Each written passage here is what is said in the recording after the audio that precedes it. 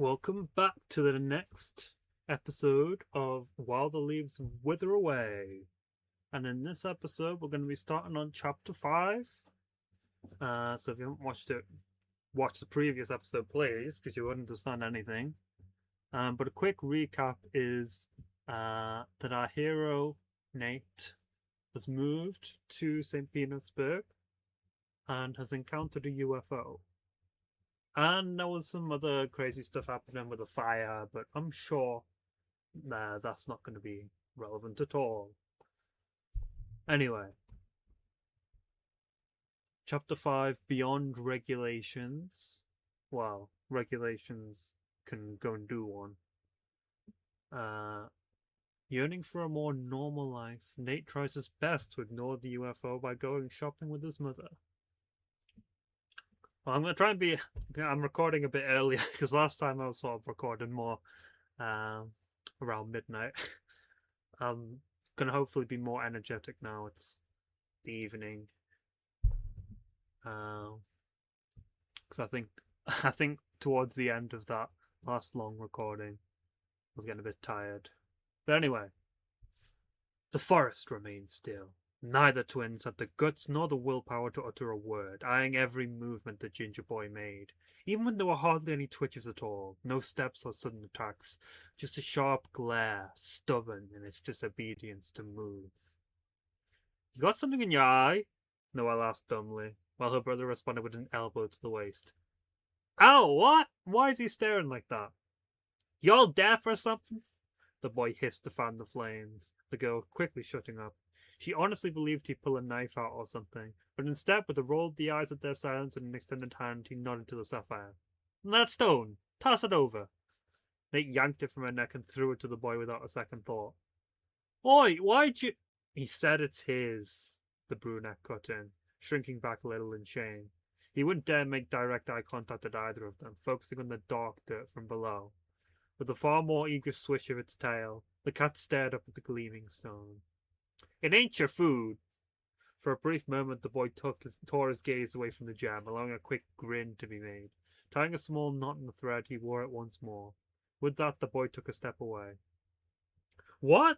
Noelle scrambled to her feet as soon as she heard his boots trudging away, barely able to see him walking off. You just gonna leave us here? The cat hissed, to which she blew a raspberry. Shut it, skewer thief! The boy halted at that. In contrast, Nate stayed on the ground and carefully watched him, spotting his usual glare when his head turned back at a slightest margin. He hoped to ease it. Sorry about the jam. Nate chose peace. Noelle resisted the urge to strangle him. Idiot, you don't say sorry. If it's his, then he's the thief from the marketplace, she declared, the two staring at the culprit in question. There's no alien. He's pretending. Jeez, you're a headache. Noelle nearly jumped out of her skin once he suddenly slid into the hole, the cat nestled on his shoulder and peering at the mud. He refused to make eye contact, his already dirt-ridden hands scraping at the soil until he hit solid ground. From there, he revealed an iron handle, pulling open a wooden trapdoor. Hurry up, he insisted, already halfway down the ladder. Both peeking into the revealed passage, the girl's nose wrinkled at the stench. Ugh! Despite the odor, they couldn't refuse. As heavy as the sewer air would be.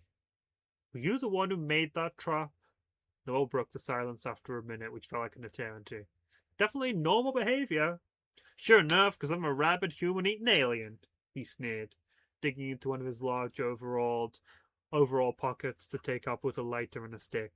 Any attempts at activating the damn thing resulted in him grumbling under his breath. Come on. Nate frowned, bleeding to the side slightly to try and see what the ginger boy was doing, even in the darkness. What's that for? Make it a torch, idiot, he said with a bit too much confidence and bite, trying to hide the several failed attempts of the twins walking behind him. You suck at this. Be nice, Nate hissed to his sister, speeding up a little to catch up with the taller boy. Here, give it. Lightly swatting his quivering hands away, the brunette hovered the end of the stick to his wrist, allowing the watch to react. Soon, a small spark emitted from its surface, and the twig's tip roared into flames. Chaz! A squeak escaped from the tore the boy's mouth, dropping the stick onto the floor with an echoing thud. How?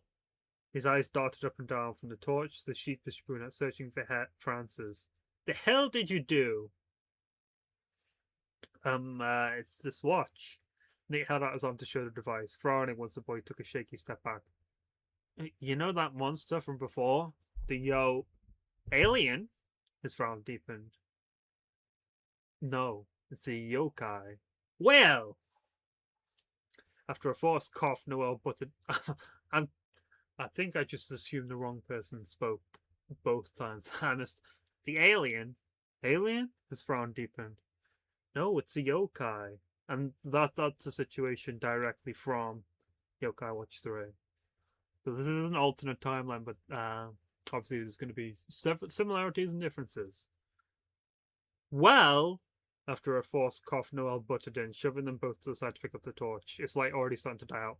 If you two are done, I'm putting this to good use. Another second in this dump, and I'm going to wake up tomorrow with a rat in my hair.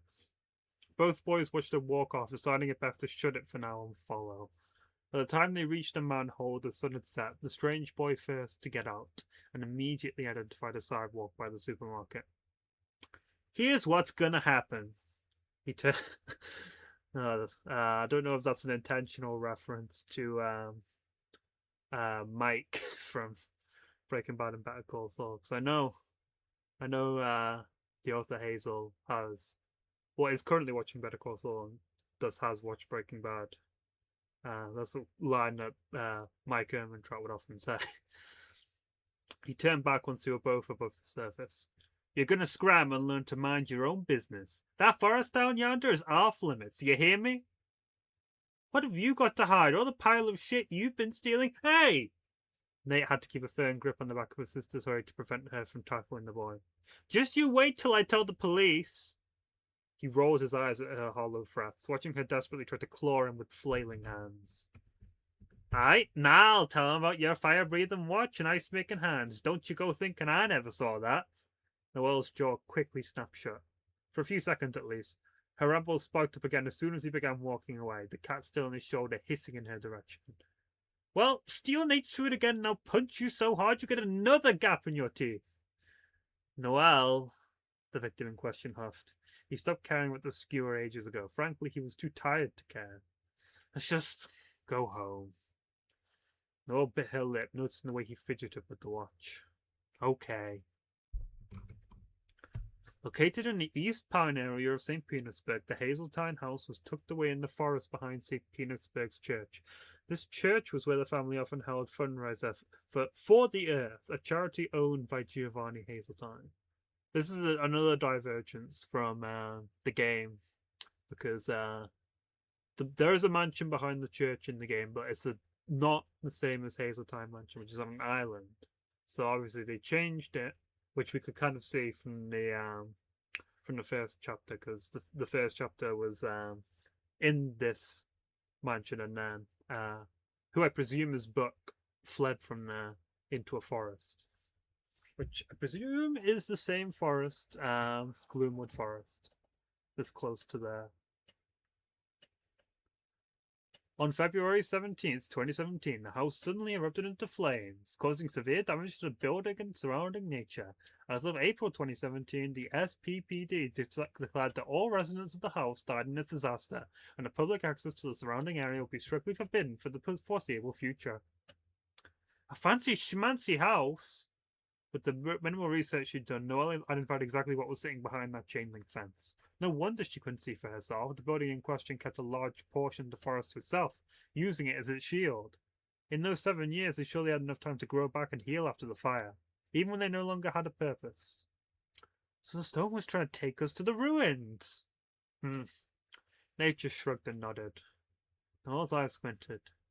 And that's the funny part. What's it want to do in there? Would it make more sense to lead us to the UFO? Dunno. She huffed. You don't care, do you? His face flickered with panic for a second. No, Nate abruptly coughed. I mean, I do care. I do. It's not that... His lips moved, but no sound came out, only an anxious squeak. Sorry. Noelle clicked her tongue.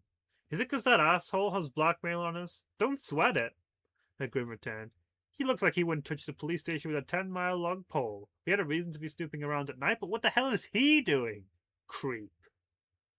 Could be nicer, you know. Eh?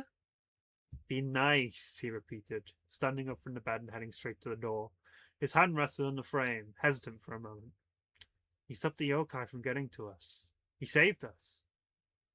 Noelle watched him go, letting out a groan as soon as his footsteps faded away. Damn it, Nate! She grumbled, leaning forward to throw her hands into her hair. His room wasn't exactly the most exciting place in the world, even with all the boxes unpacked and now stowed empty in the attic. It was comfortable. That's all that mattered to him. Some place he could escape to whenever he needed solitude. That need only grew more and more each day. Nate, briefly knocking, the silence invited his mother in, peering into the darkness. Sleeping already? He predicted this, sadly. No, he sighed. Knowing lying wouldn't work on her. She switched on the table lamp, his eyes squeezing shut the sudden brightness, barely making an effort to hide under the covers. Amidst the harsh light, she brought a gentle hand to his forehead. You're not sick or anything, are you? Just tired. Half of her agreed, the other sensing an anomaly bugging him in his mind. Sure. Nate swallowed the lump in his throat that had been there all evening. Tired of this. Of what? Of this! He shut up. Of the UFO. I don't care anymore. I don't want to figure out some big mystery. I'm sick of all these yokai. They're following me everywhere I go, and I'm sick. I'm sick of it. Okay, shh. Her hands immediately came to his forearms, rubbing up and down, hoping to provide some semblance of serenity. Did you tell that to Noelle? I shouldn't have to, he sniffled. All she cares about is the UFO now, and I don't. I want to hang out with her without having to get close to that stupid thing. But if I tell her, then she'll feel bad, and I don't want that, and his head hung low. I wish you could just be normal, like... He felt a stab to his heart, revenge for those betraying words he uttered. Shoulders hunched and misty eyes downcast. Even then, she understood. I think the characterization is definitely interesting, because compared to Nate from the main series Yo-kai Watch, I mean, obviously he sometimes gets fed up with yokai scheming, causing trouble. But, I mean, especially in Yo-kai Watch, he's very eager to be solving mysteries, so we've kind of had part of that part of his character moved to his twin Noelle, his twin sister. Whereas Nate himself is he's fed up of yokai and mysteries. So I'm interested to see where that goes. The best thing to do is to be honest with her. She started, bringing a hand up to cup his face she loved so dearly. She loves you, Nate. She won't hold your feelings against you. But you really think she wants to argue with her best friend?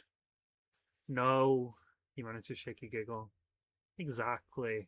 His mother smiled back, gaze drifting to the bulky watch on her nightstand. Its shadow loomed over him, as necessary as it was for his own protection. Yet she couldn't help but despise the thing at this very moment. Want to come shopping with me tomorrow? I think that's as normal as you can get. As long as it wasn't the bustling marketplace, he had no reason to refuse. A normal day out with no yokai or the general supernatural involved? Perfect. And then, I knew exactly where this was going. What moron names their store the Phantom Mart? Which is the supermarket that is run by zombies in Yo-kai Watch 3.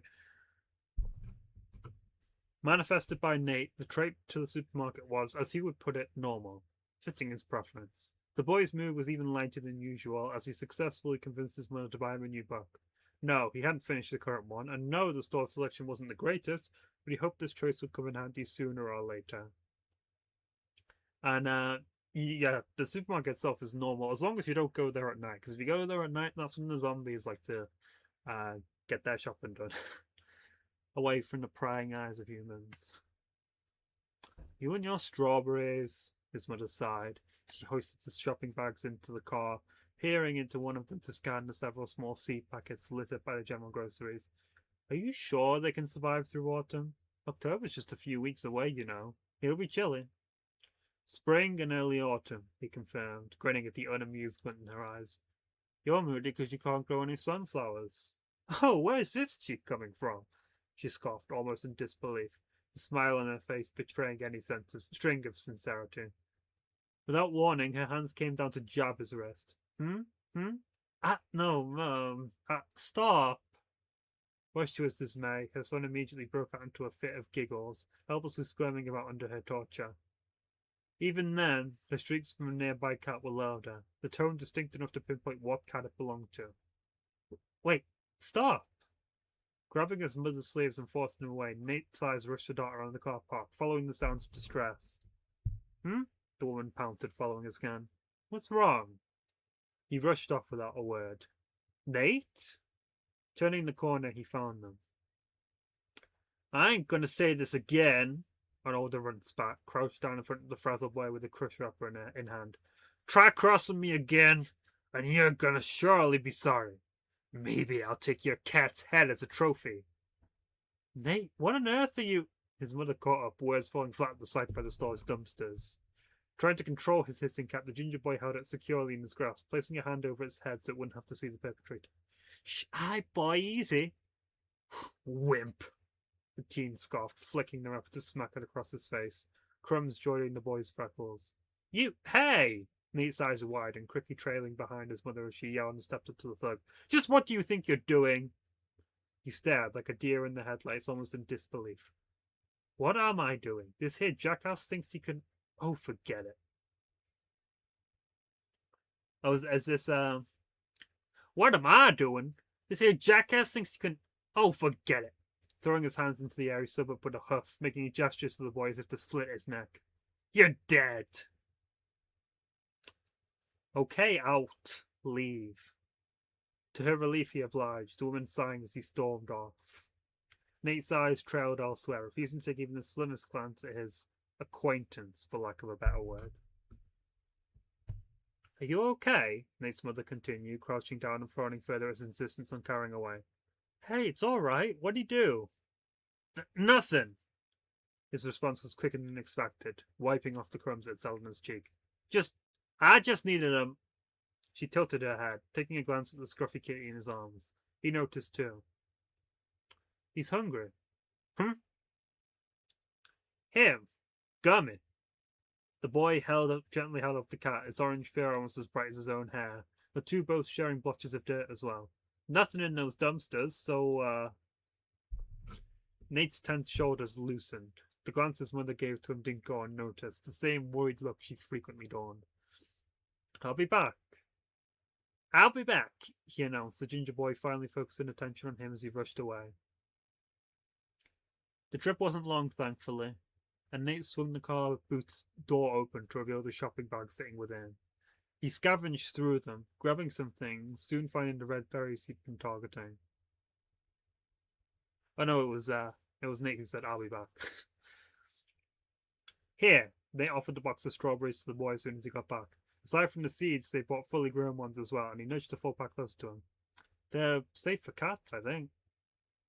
He didn't know what to say. A majority of him was convinced he should chuck the box right back at him, insisting he didn't need their pity. The weak meows from his cat tore him away from that idea. So silently he accepted the offer, tearing the box open and letting the cat feast. That's my boy, Nate's mother whispered to his son, giving him his hand a reassuring squeeze before turning back to the stranger. Is it all right if you tell us your name? Huh? His eyes flickered up at her question, a wave of uneasiness crashing down. Still, he couldn't bring himself to say nothing, especially after what they'd done for him. What he'd done for him. They briefly locked eye contact before he spoke. Buck, the woman smiled, shifting to face towards her son. Well, I'm Nadia, and this is my son Nate. You look around the same age. Is this the reveal of... I don't think her name has been mentioned up to this point. Although I've heard it tossed around, because I've seen other people talk about this story.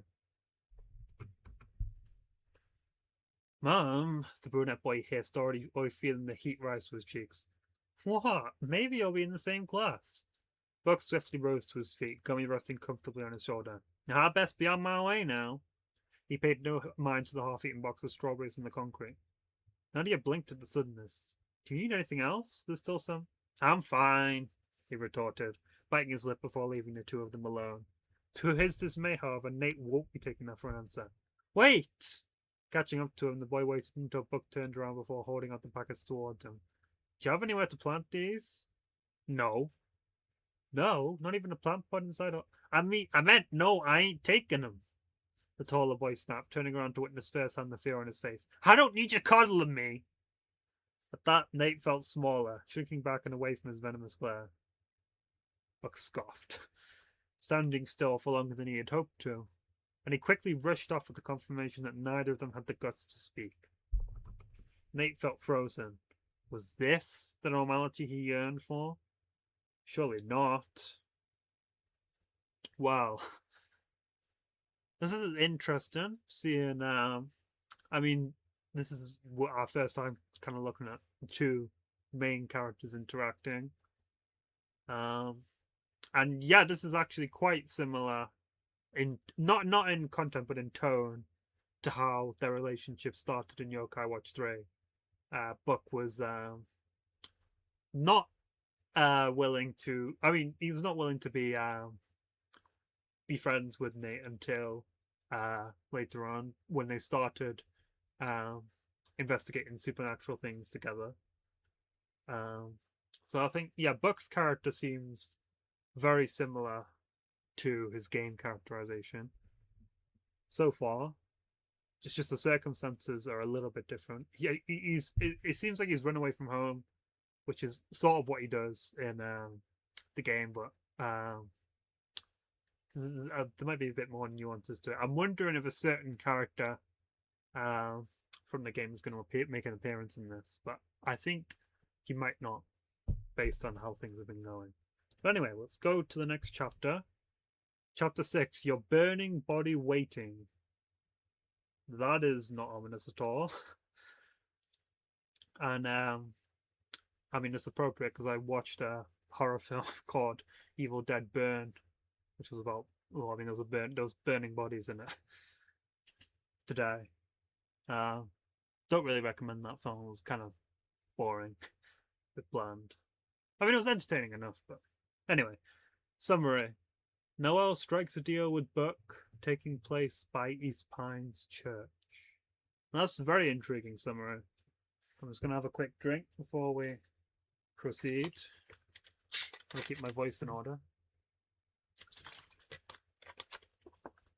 She couldn't get it out of her head. While Nate tagged along to go shopping with their mother, Noelle didn't take that as an opportunity to go searching on her own. A list of copious means, ranging from the human boy to the threatening yokai to the UFO and the crystals and what have you. No way she'd be able to cross them all off in a single day. It wouldn't hurt to start, though, the girl groaning at every worried message flooding her phone. You need to start telling me if you're going outside, silly. Remember what I said about getting too close to the UFO? Oh well, just get home before 5. Pasta for dinner tonight. To which she'd reply, hastily without pausing to correct any mistakes. Not going to UFO, I'm in North Beach Park, Renault. Weird smile.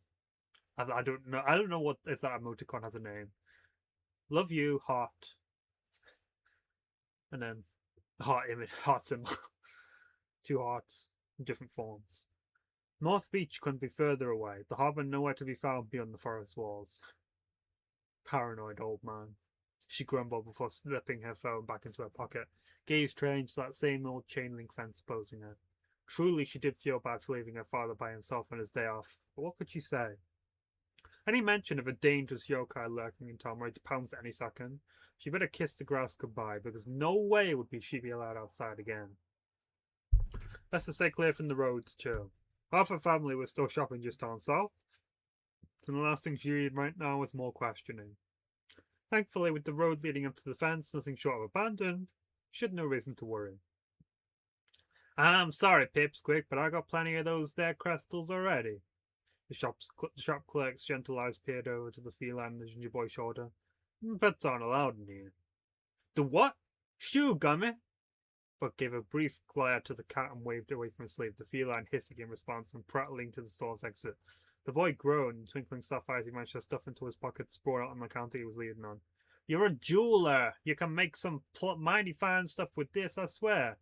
I know, I hear you, the man chuckled, his wrinkles showing with every laugh, with a callous hand he pointed towards the boy's chest. I see you made a necklace yourself.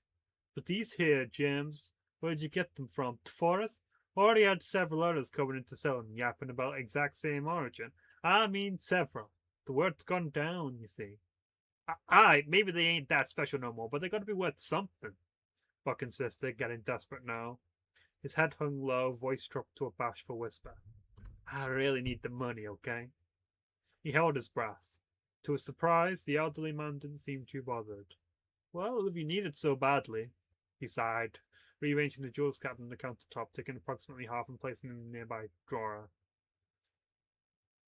I just said I'm wondering if a certain character appears, so I'm wondering if this is Bob, who is the owner of a watch shop in Yo-kai and Noelle.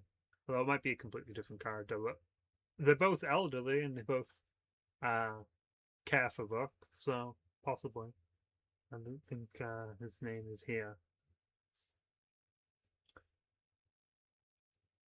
Now my inventory is seriously full, you hear? For all of these I'm taking, how does $30 sound?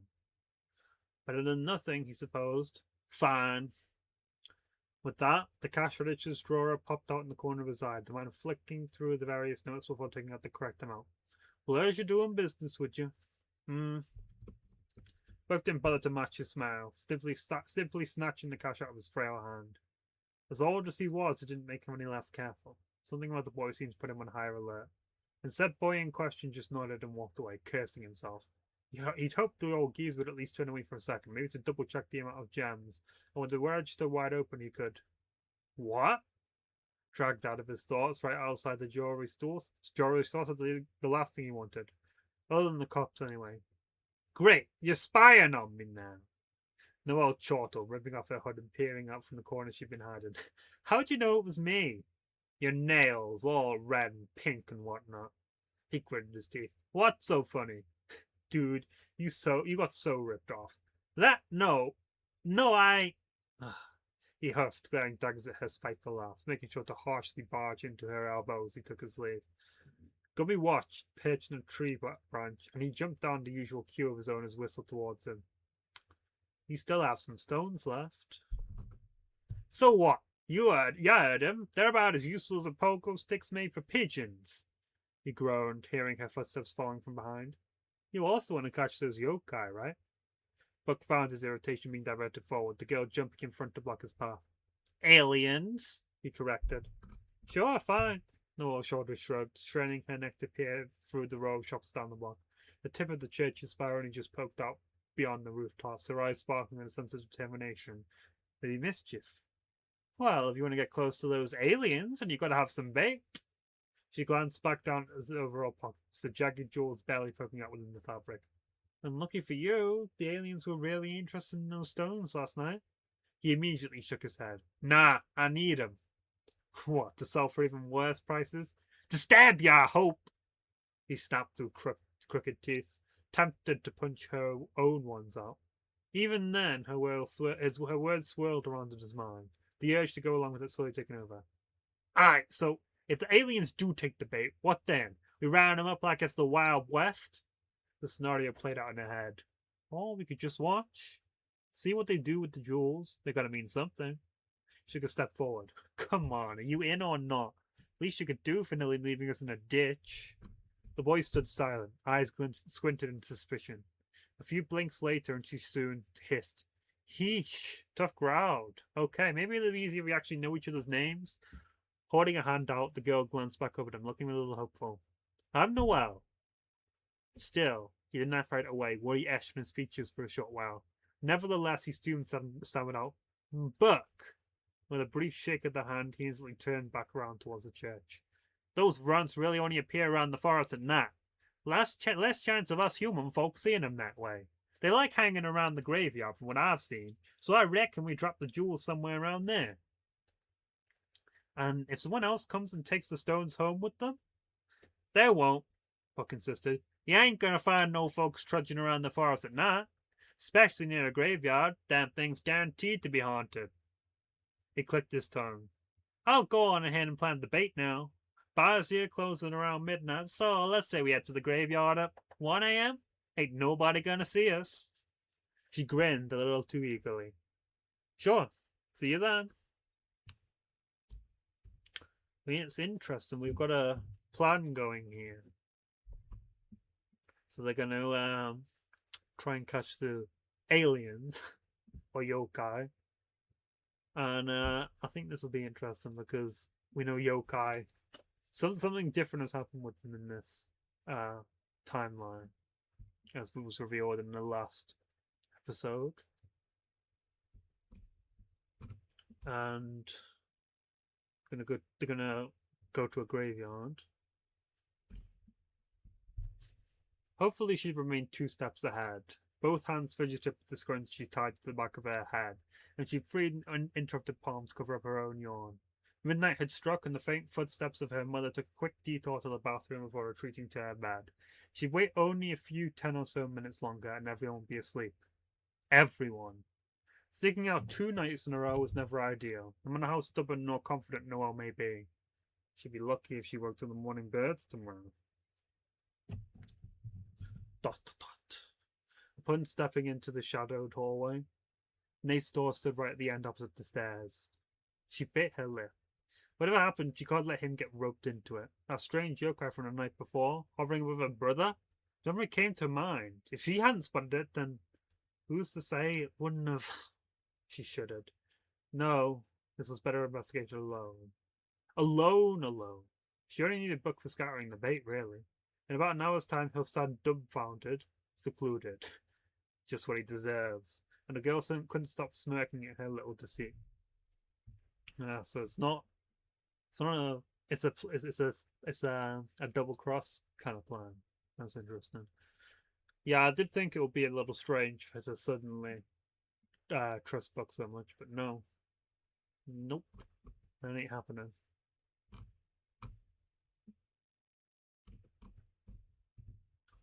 Though steep, she still persevered, clambering up the road leading uphill to the heart of East Pine.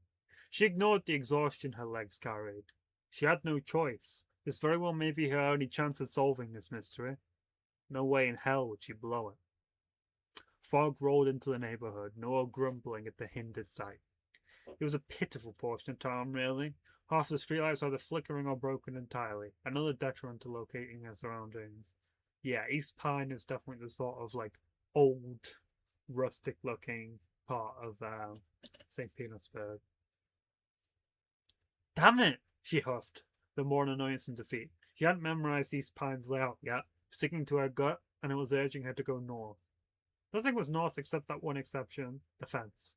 And sure enough, she almost walked right into it when hauling herself through the abandoned road. Made it! Letting out a sigh of relief, the familiar sight of the dense forest secured her. Both in the whereabouts and engaged, she couldn't tear her eyes away from the endless arrays of trees, blending into the night, with a hazy glow prancing by the bases. I'm wondering if, because they're doing a lot of sneaking out at night. There's actually a thing that happens in Yo-kai Watch 3 in St. Petersburg if you do that at night. There's actually just a chance that you could straight up run into a clown.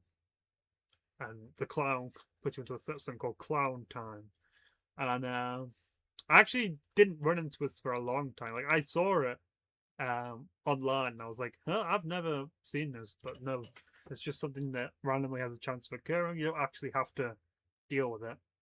Wondering if there's going to be any strange clowns making any appearances here. Probably not.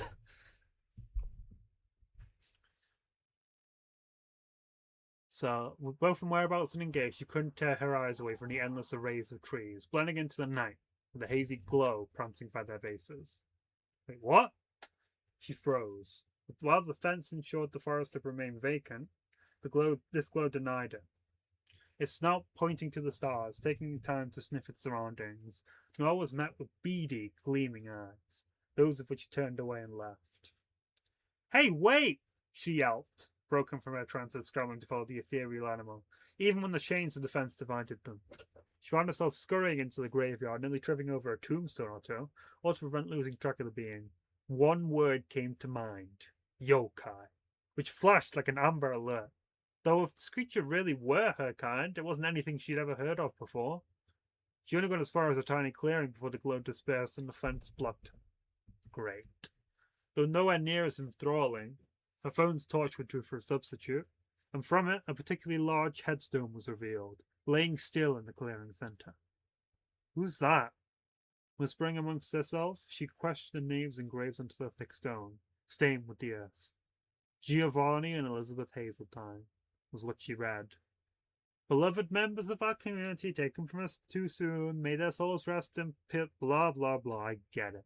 She continued and huffed. If she had any respect before, it no doubt vanished. Her first name stuck out. Giovanni. Oh, it was the guy mentioned with the house fire.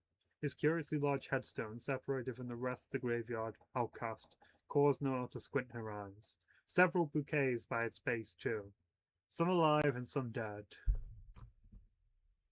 Below the litter of flowers, hiding amongst the moss, she picked up a wooden box. She'd deal with the haunting later. For now, she took it as her own. She should have known his friend wasn't far behind. Noelle? Wrong person. I just read ahead. Noelle? What? The girl yelped, a muffled thump following the box upon dropping it. She kicked the contents, burying them by the bouquets. Sheesh, don't sneak up like that. Sorry, Nate showed his tense, but as soon as he blinked in realization, wait, why am I saying so? You stuck out again? Shh! See, this is why I never bought you. Grunting in his glare, her arms were thrown to cross over her chest, tongue blowing a raspberry for good measure. I was only going to stick around here for like 5 more minutes. Doing what? Research. Research? Yeah. They held a staring contest for a while longer. Nate lost, tearing his disheartened gaze away. Fine. What? Now where are you? Cutting off her own stupid question, she scrambled to stuff the item she found into her pocket, taking large, hasty steps to block her brother's path. I'm sorry, okay? You could have told me you wanted to come so badly. I didn't. I didn't want you to come. His harsh look fell, eyes drooping in defeat or exhaustion, she couldn't tell. I don't what? She kindly asked for a repeat, his sentence trailing off to an inaudible murmur. He didn't look too keen on repeating it. Silently sighing, Noelle scanned from shoulder to shoe, eyeing how he clearly just threw on his flannel over his pajamas. Whatever the yokai were planning on doing with the jewels, that had to wait. Come on. Shook his wrist. Let's get you home. Surely you're freezing. She stopped. A forced movement acted at the sight of a familiar face. Buck wasn't supposed to arrive for another hour, so... No, it wasn't him. Still, a familiar face, the same silhouette of smoke from before, the vapors making way to reveal piercing emerald eyes. Shit! First to react, Noelle sprung into motion and bolted away, dragging Nate along with her. Come on! Okay. Startled, frazzled, tripping over his own feet, he could only nod and follow, eyes screwed shut to avoid looking at the approaching yokai.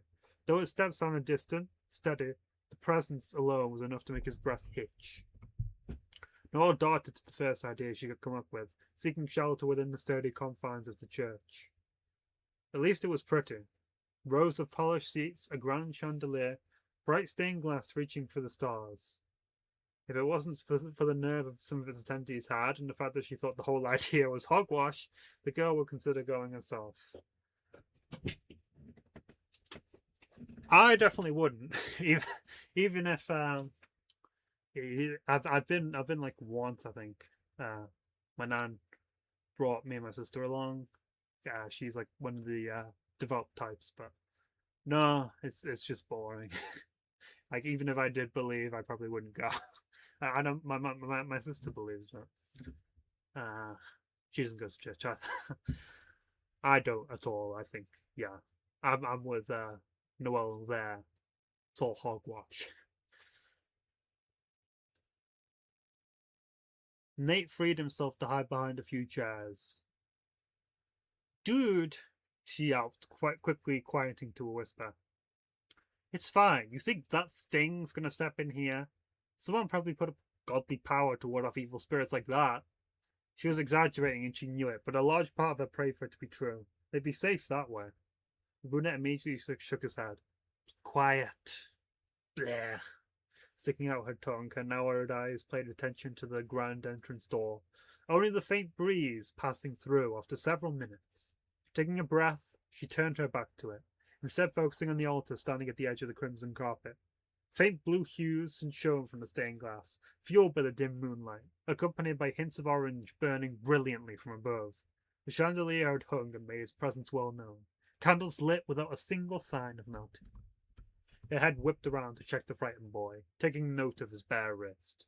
Of course, with no watch and alarms blaring in her mind, a fatal mistake was made in the shadows. The tiny creatures finally alerted her. And with that, she shot the first icicle. Nate! Get out of here! What? In a blink, the battle had begun, the small, insignificant yokai raining down from the walls, ceiling. Crawling under the seats, a pebble was tossed, enough to smash one of the several windows within the hall, the shards declared as their weapons. There's like 50 of them. Nosy!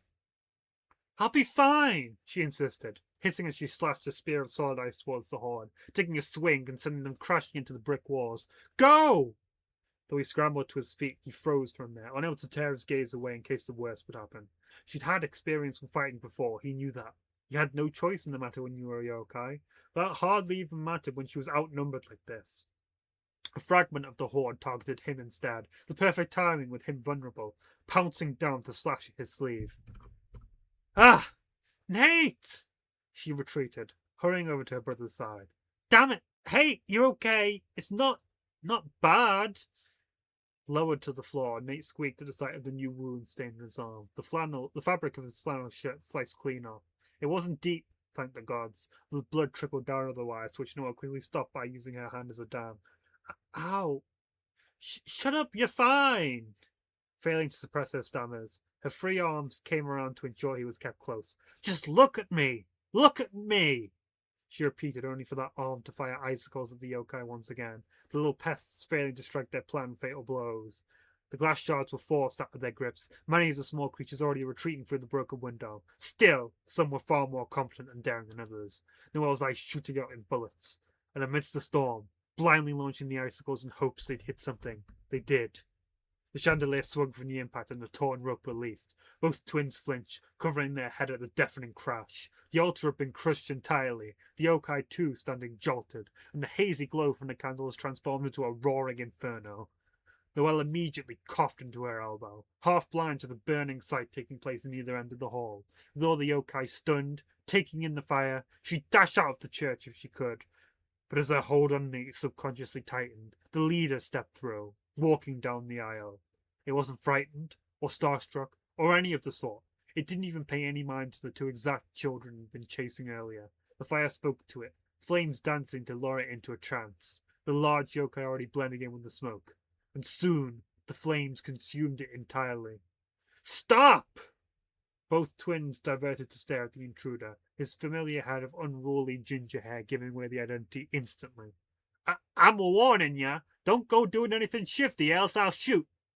He yelled through heavy breaths, staring directly at the leader. A small object shaking in his hands, pointed and loaded. Noelle's heart dropped. The object from the box. It was in his hands now. Buck readjusted his grip on the gun and hissed the yokai's ignorance. Hey! I'm speaking to you! But the yokai only stared.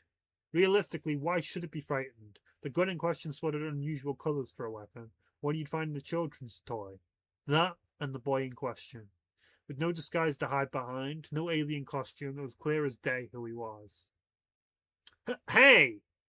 A nervous laugh escaped, Buck fighting the need to cough as the smoke filled the room. He tried coming up with more witty comebacks, another empty threat to surely frighten the supernatural abomination burning right in front of him. But the boy had nothing. A piercing revelation struck him, the gun dropping to the floor in his disbelief. And before the flames could also consume him, he ran. Buck! Noelle finally mustered up the courage to yell, the urge to flee returning in full force. She wasted no time, hoisting Nate up to his feet, abandoning the scene and all the burning yokai with it. Though among the scalding temperatures, the leader was tranquil. He was at peace, and with it provided his return. This ordeal had defied his purpose after all. The church had been entirely engulfed in flames, its inevitable demise upon them. And walking through the disaster, in this form he had missed so dearly, what he had yearned for what felt like an eternity, he felt this to be the best location to make his wish. The insignificant yokai gathered around him, watching as he basked in his newfound glory. Oh, my beloved gods from above, shining down to grant me evolution. I only ask for one thing. He'd missed the sound of his own voice. Turning to the door, he raised a callous hand and a shaking finger. My yokai, find that boy. I command it. Oh boy. That was an intense scene, to say the least.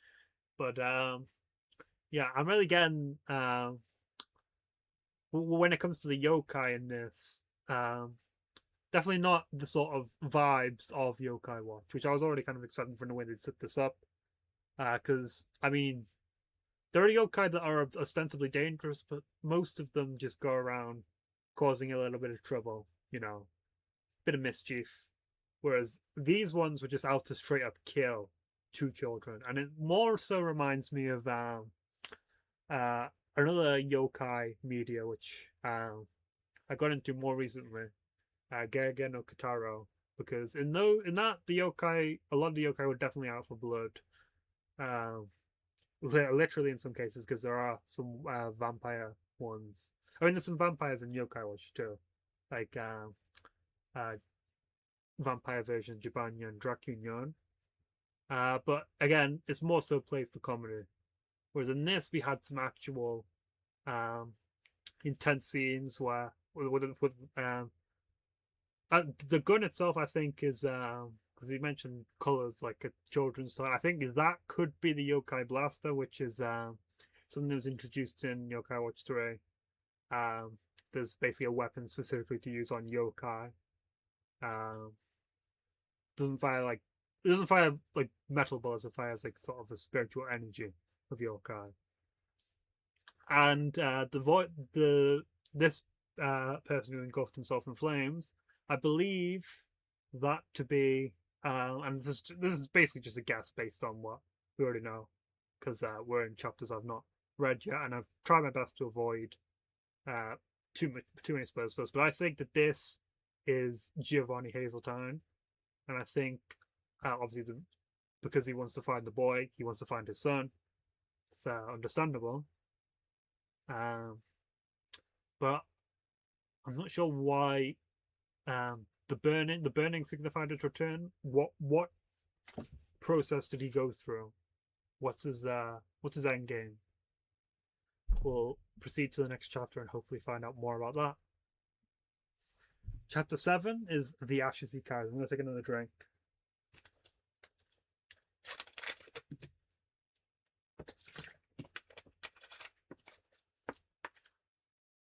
But yeah, burning body from that last chapter. Now we're on to the ashes he carries. Summary for this one is Nate starts his first day at South Bomb Middle, where he tries to find Buck. He doesn't seem to be in any of his classes, though.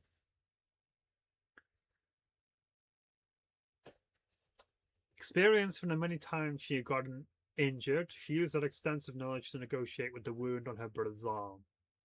Luckily, it wasn't worse, she smirked despite it all, slowly wrapping the gauze around his skin.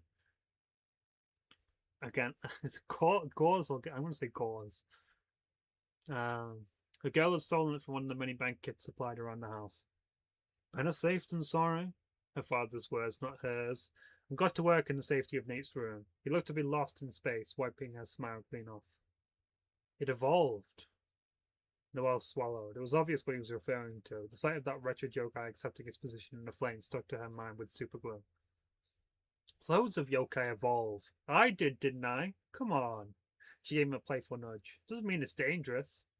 It was chasing us, he muttered through gritted teeth, quick to check the window in case said yokai was stalking them as they spoke. And the fire and Buck and... Hey! Finishing tending to his injury, she ensured he'd only look directly at her, cupping his cheeks in her hands like a precious artifact, teeth digging into her bottom lip, her shoulders tense up, she whispered, I won't sneak out anymore. That's the last of it, I promise. And even with her pledge, she still found that same misty look in his eyes. The same eyes he gave every time a devouring fear gnawed at his heart. She brought him close, letting him lean into her embrace as much as he needed to. Let anything get to you, man. He could only sniffle, his nose brushing against her shoulder. I know. His arms loosely wrapped around her waist to return the gesture. I'm sorry, just worried. You don't think that yokai will do anything, right? In truth, she had to take a minute to think about that. An answer was whizzed up with the click of her tongue. It's gotta be the one that crashed the UFO, she started. Maybe it was using it to look for the yokai world. And no way something that size would fit through a gateway. It'll try finding it by foot. Yeah, though he didn't sound very convinced. Neither did she, in all honesty. Don't you have school tomorrow? Changing the subject, she lightly ruffled the brunette's hair, her gaze shifting to the strange toy gun sitting on the desk, having snagged with it during their escape. Come on, go to sleep. I'll stay right here. The burgundy paint smeared onto the wooden wall suffered a mild dent as the door swung open, the cat nearly thrown off its position on the windowsill from such a threat. Soon after, the ginger boy came slipping in, his dirty boot making a worthwhile attempt to trip him over his own feet. The cat simply stared. His owner's head hung low as he murmured something unintelligible. That ain't him, he repeated louder. That wasn't Shikazo. I'm going to assume that's like an Italian swear word. So I guess it'll be more like Cazzo. But how do you say that in an American accent? That wasn't Cazzo. And he collapsed to the floorboards, back sliding down the wall and trembling knees hugged up to his chest. It couldn't have been. Surely not. It had been a while, so he must have been misremembering things. He convinced himself for a solid few seconds, only for that surface to crumble with every quickened breath he took. He tried hitting himself, banging his fist against his forehead as if that would rejig his memory and ease his mind, but a subtle bruise left was all he had. He could still see the fire from here. That same inferno, bright enough to identify even amidst the hurdles of trees and vegetation, smoke filling the already dark sky. A soft mew tore through his heaving, the orange cap prattling over to lick his shaking hand, as if to calm it. All he could do was weep, slowly caressing the feline's fur. I'm sorry, he whimpered. I'm sorry.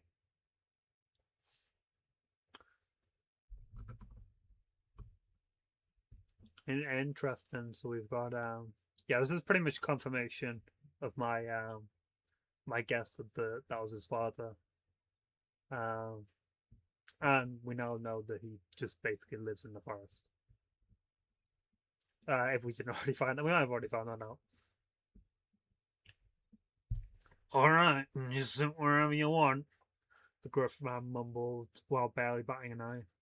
They just nodded, briefly scanning the classroom for empty seats before laying on an empty desk near the back. And once sat, his nerves eased a little, as much as they could. At least you don't have to wear a stuffy uniform anymore, his mother had told him that morning in the middle of her usual coddling. Despite the lack of uniform, she still wanted him to make a good impression. Yeah, that's the big difference between the UK and US education. So I was amazed when I found out that Americans can just always go in their own clothes. Well, that's what we call own clothes because we have occasional own clothes days, and it's like as a treat because it's like usually this would happen like the end of the year, like the last day of the term. As a treat, you get to actually wear clothes that you want to wear. You don't have to wear these hot stuffy uniforms. But I know some sixth forms and colleges, which is basically what we call the 16 to 18-year-old education, don't have uniforms. Mine did. Most of schools before those years have uniforms, and then when you get to university, you can just wear whatever you want. Which is why university is way better than the lower levels of school. For more reasons than just that, but that's a big one because I hate having to wear a uniform. It's one thing that America has over UK.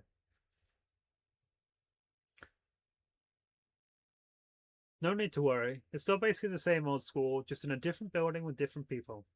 Everything's different, he whined, his hands already seeking shelter in his flannel pockets.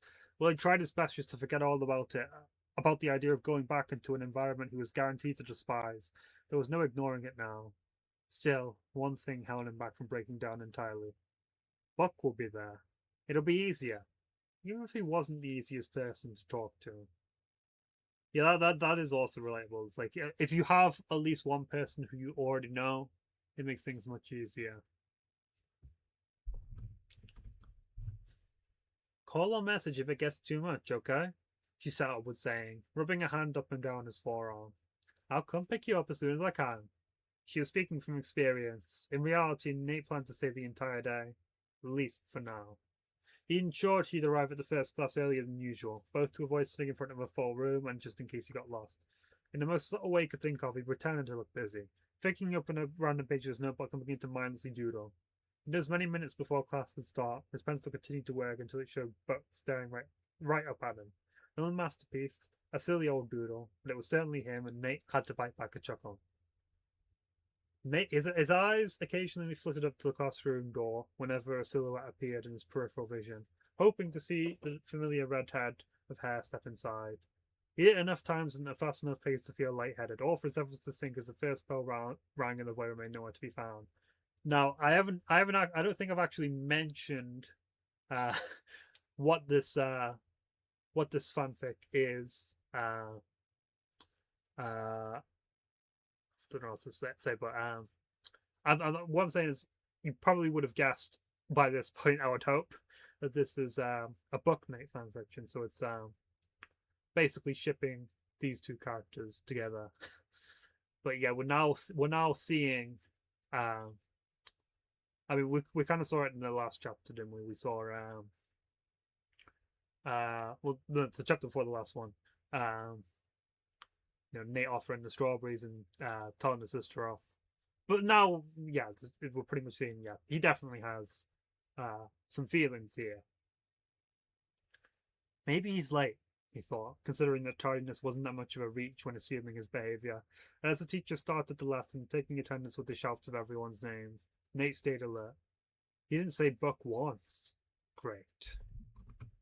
By the morning's end and lunch was beginning, Nate chowed down his homemade sandwich as swiftly as his tongue would allow before searching for the reception.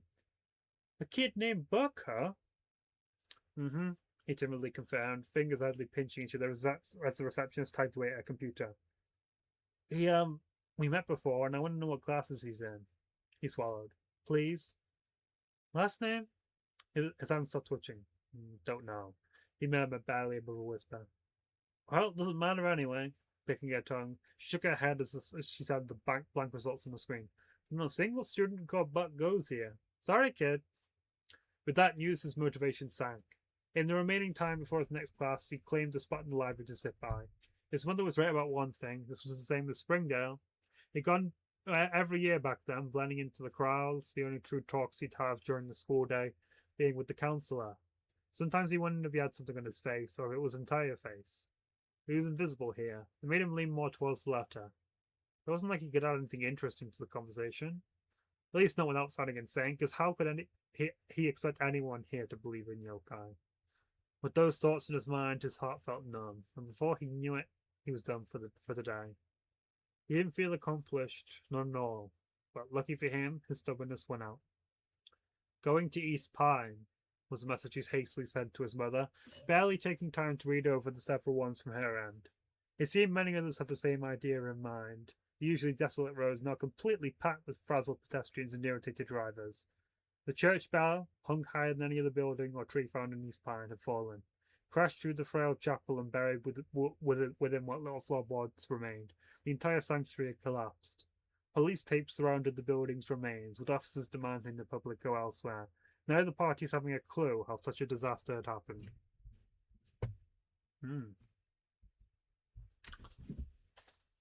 Yeah, like, if a supernatural fire happens, then how exactly are you going to find out what the source is? Nate swallowed with a lump in his throat, tightening his grip on the school bag and pulling his coat's hood over his head. If only the rain went a day late. Maybe he would have battled the fire and won, but he quickly pushed any thoughts about last night to the side. He proceeded to the fjord beside the church's remains. Thankfully, the graveyard stayed open. Inevitable complaints from the public guaranteed it. Though not quite as crowded, he still spotted a few locals checking up on graves that might have been affected, and a familiar redhead. Huck? Snapping out of his thoughts, both the boy and his cat reacted in unison, lifting their heads until Nate came into view. Buck's mouth hung agape, wanting to say something until he dumbly forced it shut and focused back on the feline in his lap. From that distance, Nate could faintly see goosebumps prominent on Buck's skin, acting quickly to help soothe them. Hey! He whispered, unzipping his coat and crouching down. The redhead shook his head and shrunk back. No, it's okay, I promise. You look freezing and I want to help. Nate tried offering a smile, though with the sorry sight in front of him, he could only manage a grimace. Taking it slower could work, was his conclusion, and before long his attempt was successful. From there, his smile came back. The colour matched Buck's hair. There we go. Buck just grumbled, but Nate didn't think much of it. He was probably more embarrassed about the fact that the cut looked like a frog, with his floppy eyes on the hood and patterns on the sleeves. I ain't 5, you know. Ah, got it. It's better than nothing, Nate shrugged, taking a seat beside him on the cobbled step. With neither of them brave enough to talk much more, they both simply stared up at the rain, Nate hugging himself to preserve some warmth. In that silence, Nate picked one of his several questions to speak up about first. The topic of school was at the bottom of his priority list. You have a gun? That, his response was quick, or at least tried to be. Was something I found. By the graveyard was snooping at, he mumbled, refusing to let the short boy see his face. Nate drummed his fingers on his lap, taking note of the fidgety behaviour coming from Buck's end with the way he was rubbing Gubby's fur so much. Was it even a real one? It didn't look it. He could hear the boys panting as his head darted to the side, the fear in his eyes clear as day when his head sat face forward. Without thinking much about it, Nate reached out a hand, his thumb tenderly rubbing Buck's shoulder. Hey, there's nothing there. It's okay. You don't know that, he hissed, clutching Gummy closer to his heart, stiffening like a board and rolling his shoulder to shove Nate off. He murmured something incomprehensible, muttering into the cat's fur. Nate only picking up that it was a different language. Something about diavolo tutto. Whatever that meant, but he couldn't stand to let him more than one to spare. No matter how hard he tried pushing him away, despite barely having a clue how to help. Let's go somewhere else, okay? It's the graveyard. It's giving you the heebie-jeebies, Nate decided, helping out to his feet. He didn't plan this very well, to which he mentally kicked himself.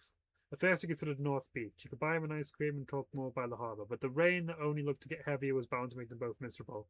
They needed shelter, stability, and that criteria brought them right back to Nate's house. You can stay with me for a bit until the rain cleans up, Nate offered, blinking at the sight of Gully. Oh, maybe keep him hidden.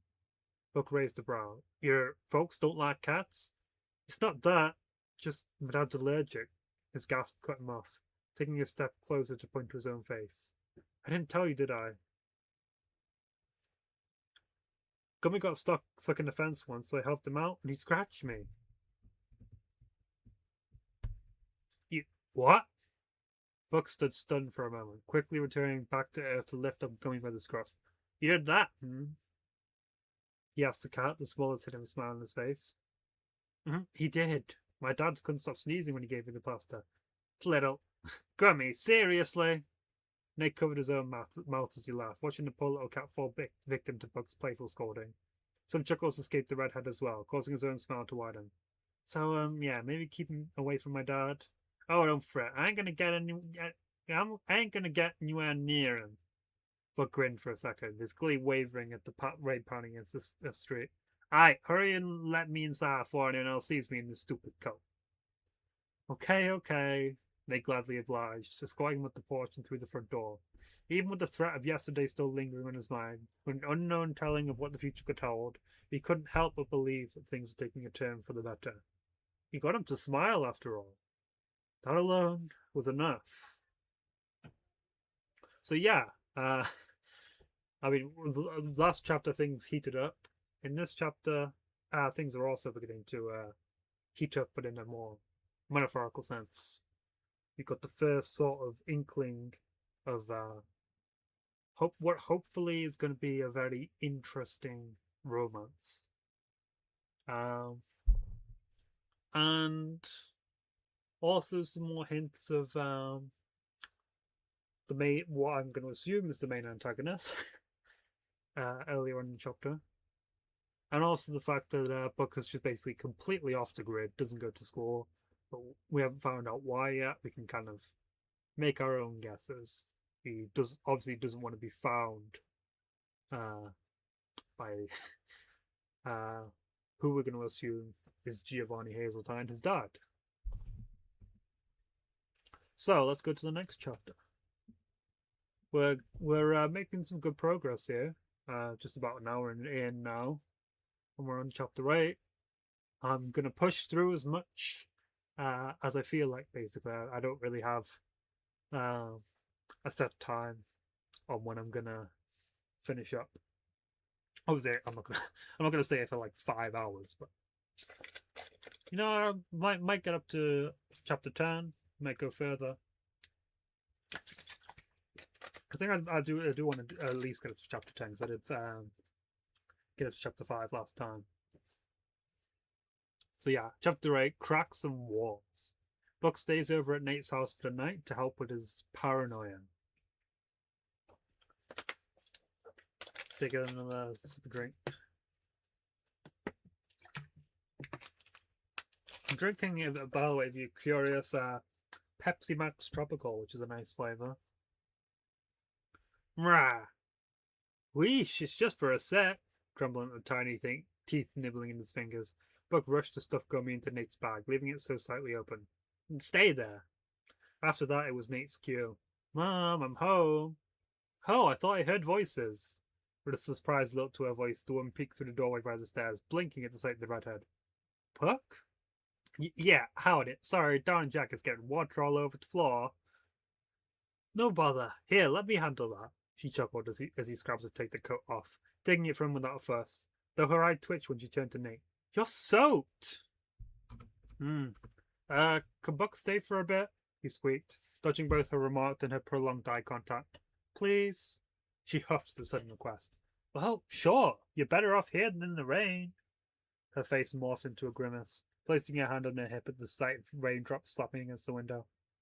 There goes the plan for the barbecue. Thanks, Mum.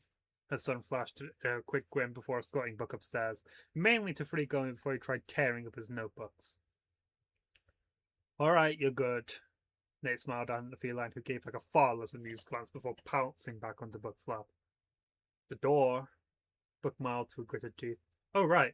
Taking a quick peek into the hallway, it looked clear, what with his mother downstairs and his father at work. As long as going kept quiet or didn't escape, they'd be fine. So with a relieved sigh, he shut the door. A head of blue hair was revealed from behind. Nathan? Noelle? Scowling, the girl crossed her arms over her chest and immediately laid eyes on the boy sitting on the floor, the cat in his arms making sirens blare in her head. Dad's allergy! I know, we're not going to let him get close. Nate hissed with the other realizing she'd soon settled in. Don't snitch. You better give me a good reason not to, she directed her frustration to Buck. As always. Like, what the hell, man? What was that all about? Shh. Nate slapped his hand onto her mouth. What if Mum hears? Buck's head hung low as he tried to figure out an answer. Well, you weren't even supposed to be there so early. We agreed at 1 a.m., didn't we? Nate blinked. 1 a.m.? What? Almost instantly his focus diverted to Noelle, who looked at anywhere but him. So that was your research, huh? It was research, I wasn't lying, she murmured, a bit of bite in her tone. About the UFO. I never brought you along because you hate the UFO for whatever reason. It's always about that stupid UFO, isn't it? See, you're proving my point, said enough, firing one last glare at Buck before retreating, a few trinkets on the shelves rattling as the door was slammed shut.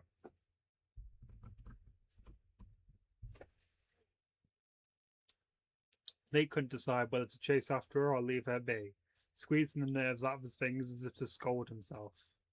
Her misty eyes trailed to Buck, who kept himself busy to ignore the tension. You got some real buttes in here, you know.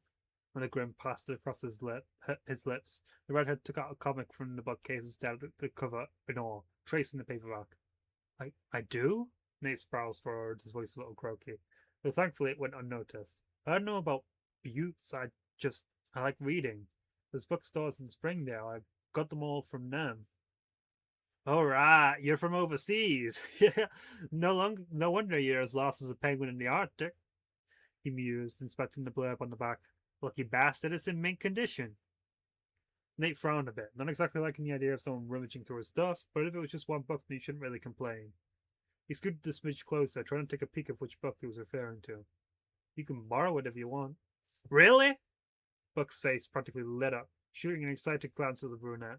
It didn't last long with his tense state. It's fine, Egypt. He lowered his voice, nodding towards the door. She's a moron, I know. No, she's not, Nate retorted instantly, undergoing a few failed attempts to speak further before rambling on. She's just. She hasn't stopped going on about the UFO since we got here. And with that yokai involved as well, and the school and the fire, and. He took a breath, lowering something on the carpet with his knees pulled up. I don't want to talk about it. Buck hummed and thought. Well, I know you're not a moron, so more power to you. He shrugged, shifting to face him fully. Besides, you freak got me from that fence, so I basically owe you one.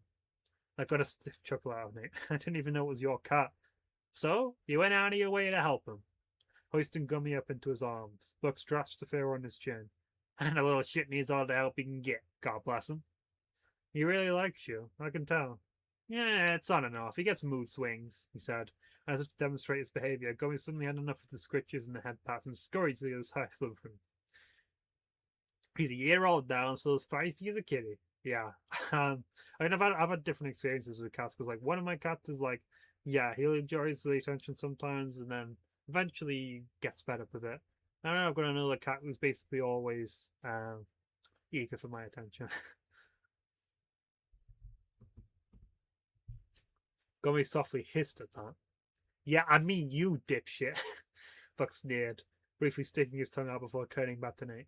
Anyway, he cleared his throat, scratching his cheek as if that would take the redness off. I ain't gonna start going on a tangent about aliens if you hate UFOs so much. He glanced towards the book he'd been so curious about before, an old sci-fi cover about those kind of supernatural beings, and tossed it to the side. Nate bit his lip in guilt, looking around such a subject changer. Rain's letting up. Typical Brit, always talking about the weather. Sure is, Buck sighed, falling silent right after.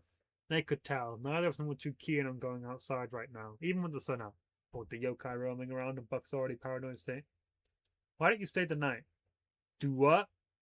Yeah, stay here if it makes you feel safer. Nate's soft smile returned, the boy already conjuring up plans for the situation. You can take my bed if you want. I ain't taking another guy's bed. That idea got turned down right away. The redhead shifted to lie down, testing the floor. This'll do. You sure? Darn right. I've slept in the tree once when exploring. He shrugged. I can handle the floor. Of course you did. Though he sounded more amused than tired, catching himself smirking amid the mental image. What about your parents? I wonder where you are. Oh, them? Please, they couldn't give a hoot. He chuckled. Don't go worrying about that. Okay. Nate wasn't entirely sure how to respond. Verbally, at least, he did frown. Still, he had to make do with his insistence on sleeping on the floor, and Nate refused to let his rest be completely rocky. He threw his pillow onto the carpet. Come on, you don't gotta do that. I usually have two. We can share. Aha! The two boys both jolted, Buck muttering a quiet "Che diavolo" before turning to the door. The sun's back, Nate's mother grinned, her voice barely audible from downstairs, so she ensured the children would hear the next part. We are doing a barbecue after all. Hell yeah. No, this is definitely something. I mean, there was a barbecue on the first night when they came to St. Petersburg in Yo-kai 3. It's something a bit later now, but we love having the barbecue.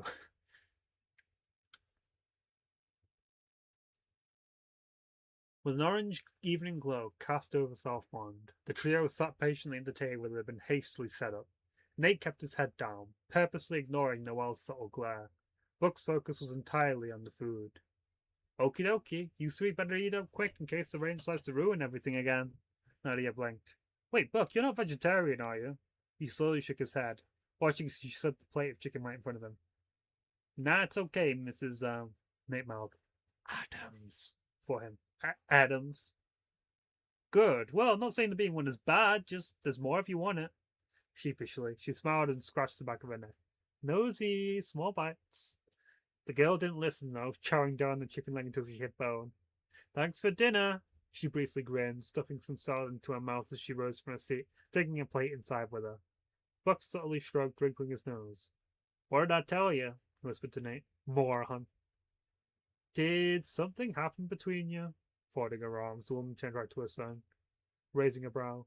Nate? It's fine, was his swift response, staring at her as if she could read his mind, begging she get the memo that he didn't want to talk about it right now. Not now with Buck here, someone he might even consider as a friend at this rate. He really didn't have a clue. Nadia just clicked her tongue, turning her back, and Nate allowed himself to breathe again. A scarred finger tapped his knee into the table. You don't gotta feel bad, Buck insisted, hovering his hand over to make sure Nate was the only one who heard that. She started it, tricking me with them damn crystals. A breeze flew past, the hairs on the back of his neck rising up. And Buck returned to that same sorry state, stiff as a board. And when the wind died, he gained the courage to speak again. Thanks for letting me stay. Nate nodded. On one condition. He glanced back to the porch to peer through the living room window, unable to find his sister. Be nice to her, please. She's not usually this aggressive. It's just everything's new. He glanced back at him. You're new. Buck's face fell, but those tired brown eyes focused only on him managed to scrape a smidge of sympathy into his head. Fine. Yes, that makes 3 of us then. He played with the strap of his overalls. Will it be a new thing? Despite himself, the corner of Nate's mouth twitched up. Yeah. She didn't hate Buck. Not at all. She didn't even really dislike him. But there was only so much her tolerance could take. The girl thought it all over. She tossed her plate and cutlery into the dishwasher, trying and failing to conjure up any script for when she thought to Nate again. There was no getting around it. She knew that for certain. Nothing she thought of worked. And with a huff, shoving the dishwasher door harder than she probably should have, she started to turn to the one person she always went to and stuck. Dad? Only silence met her, resulting in a harsher groan, and thus began her search. It didn't take long, really. The office door creaked open as she pushed it, finding the man huddled by his computer. Her eye twitched. Hadn't he had enough of work today? No. Hey, honey. He covered his mouth, swallowing the last of his pasta he made for himself. Anything to dodge the allergies from the barbecue. Something up? Never mind. Probably best not to disturb. Wait, hang on. His voice. Wait, hang on. His voice went up an octave as she turned to leave, springing from his desk to go after her. It's okay. It's all right. You're not bothering me, silly.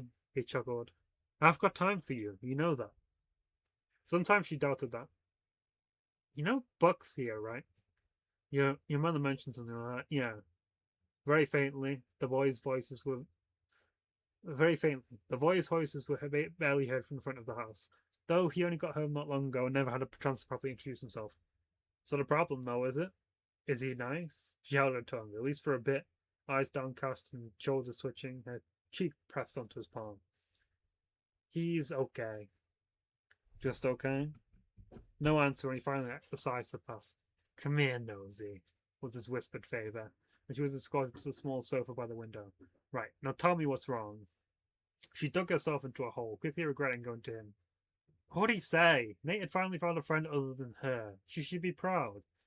Yet she only felt small, slumping back against a well-worn cushion, used by her father just during his frequent naps. I don't know if Nate should be hanging around him, she finally muttered. His eyes squinted, taking in her vague answer and closely inspecting to guess what she truly meant. But it was hard. What do you mean? I mean, I don't know if I trust him. I mean, look at him. When was the last time he washed his clothes? Hey, you can't say that. Unnaturally firm. He shook his head as his brows furrowed together, his daughter shrinking back a bit. Some people are less fortunate than you are, Noelle, and you can't judge them just based on that. I'm sure he's fortunate, she scoffed, playing with the end of her blue ponytail. Sure. She caught onto him, staring at her hair. I didn't mean it like that, he sighed, leaning down to get a better peek at her solemn expression. Honey, you know I didn't. And that's all over now, yeah? It's over. You have me, your mother, and especially Nate, who all make sure that you're loved and have all the things you need. That's what makes you fortunate. He had a point. In the end, his exhausting, sometimes nauseating hours at the hospital were all worth it in the end to ensure stability, and he stubbornly pushed through, just to provide just that. She wanted to punch herself. Neither her or Nate knew a thing about Buck. She might as well have asshole written all over her face. Still, an unsettling pang of jealousy lingered. Nate barely knew Buck for a few days, and they already seemed stuck together like glue. She didn't want that. She'd been separated from him for far too long in the past. It pained her to think of potentially losing him to someone she barely knew. Tears escaped, body shaking as her father tugged into a warm embrace.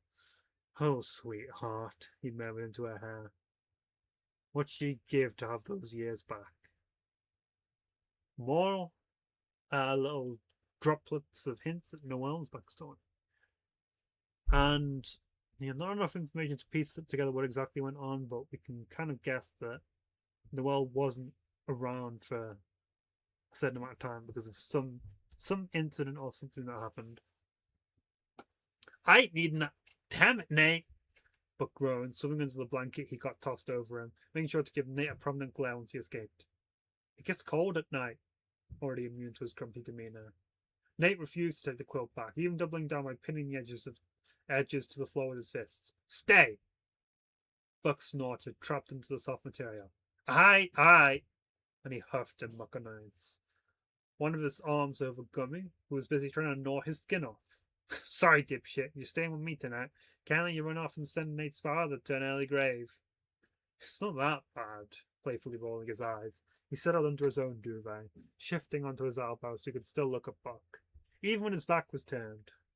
Wake me if you need anything, okay? Don't think I'll need to, he mumbled, as if that were obvious. Ain't nothing I can't handle. If you're so sure, Nate shrugged, letting the silence settle before switching off the nightstand's lamp, coating the room in pitch black, aside from the glowing star stickers adorning the ceiling. Buck curled up more into the blanket, basking in the comfort of the pillow under his head. Thanks for letting me stay. Nate blinked, barely able to make out the lump lying on the floor, and his unusually soft voice. No problem. He smiled a bit. You're welcome here any time. He grumbled at that, but Nate didn't mind. Okay, night. Oh, yeah, good night. Buck stammered a response, thanking God that the boy couldn't see the stupid smile on his face. Still, Nate could sense it, fighting back a pathetic giggle. And his smile and rosy cheeks remained until he eventually drifted to sleep. Not that he minded, though the fact that his cheeks were rosy did confuse him a little. The forest beyond East Pine was a stranger to the locals, many preferring the more stimulating activities North Beach provided, or the kind neighbours down in Southmont. East Pine? Barren. Haunted, presumably, with the only graveyard in town, and a reputation the town loathed. I mean, they do have a pretty good tempura shop, so... fishy.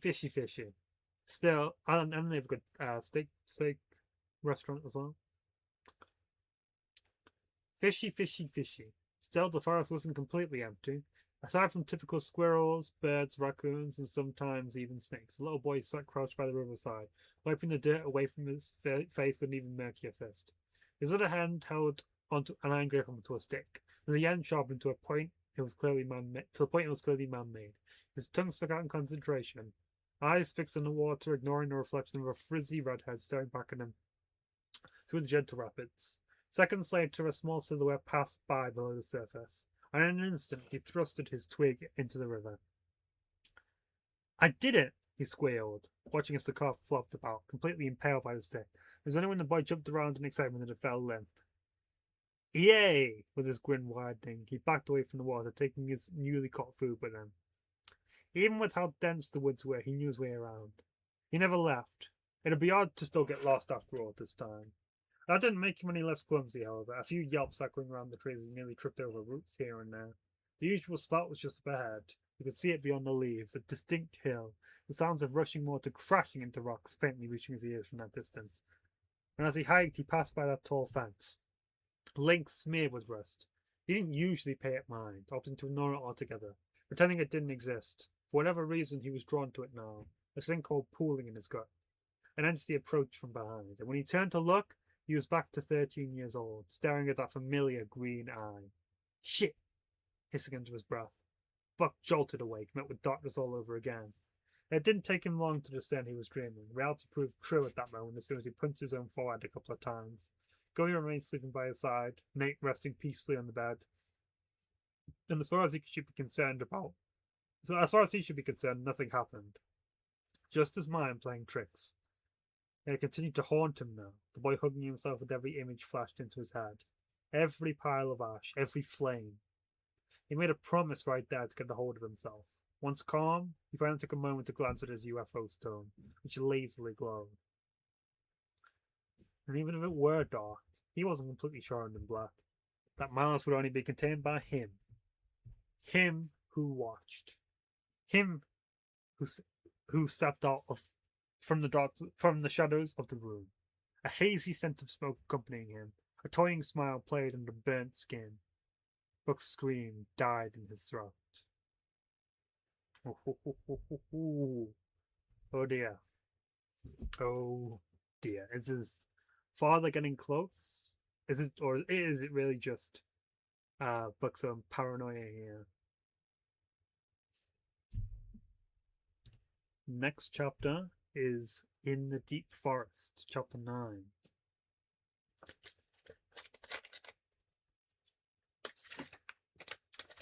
So the summary here is the aftermath of the sleepover, the Buck's worries rising.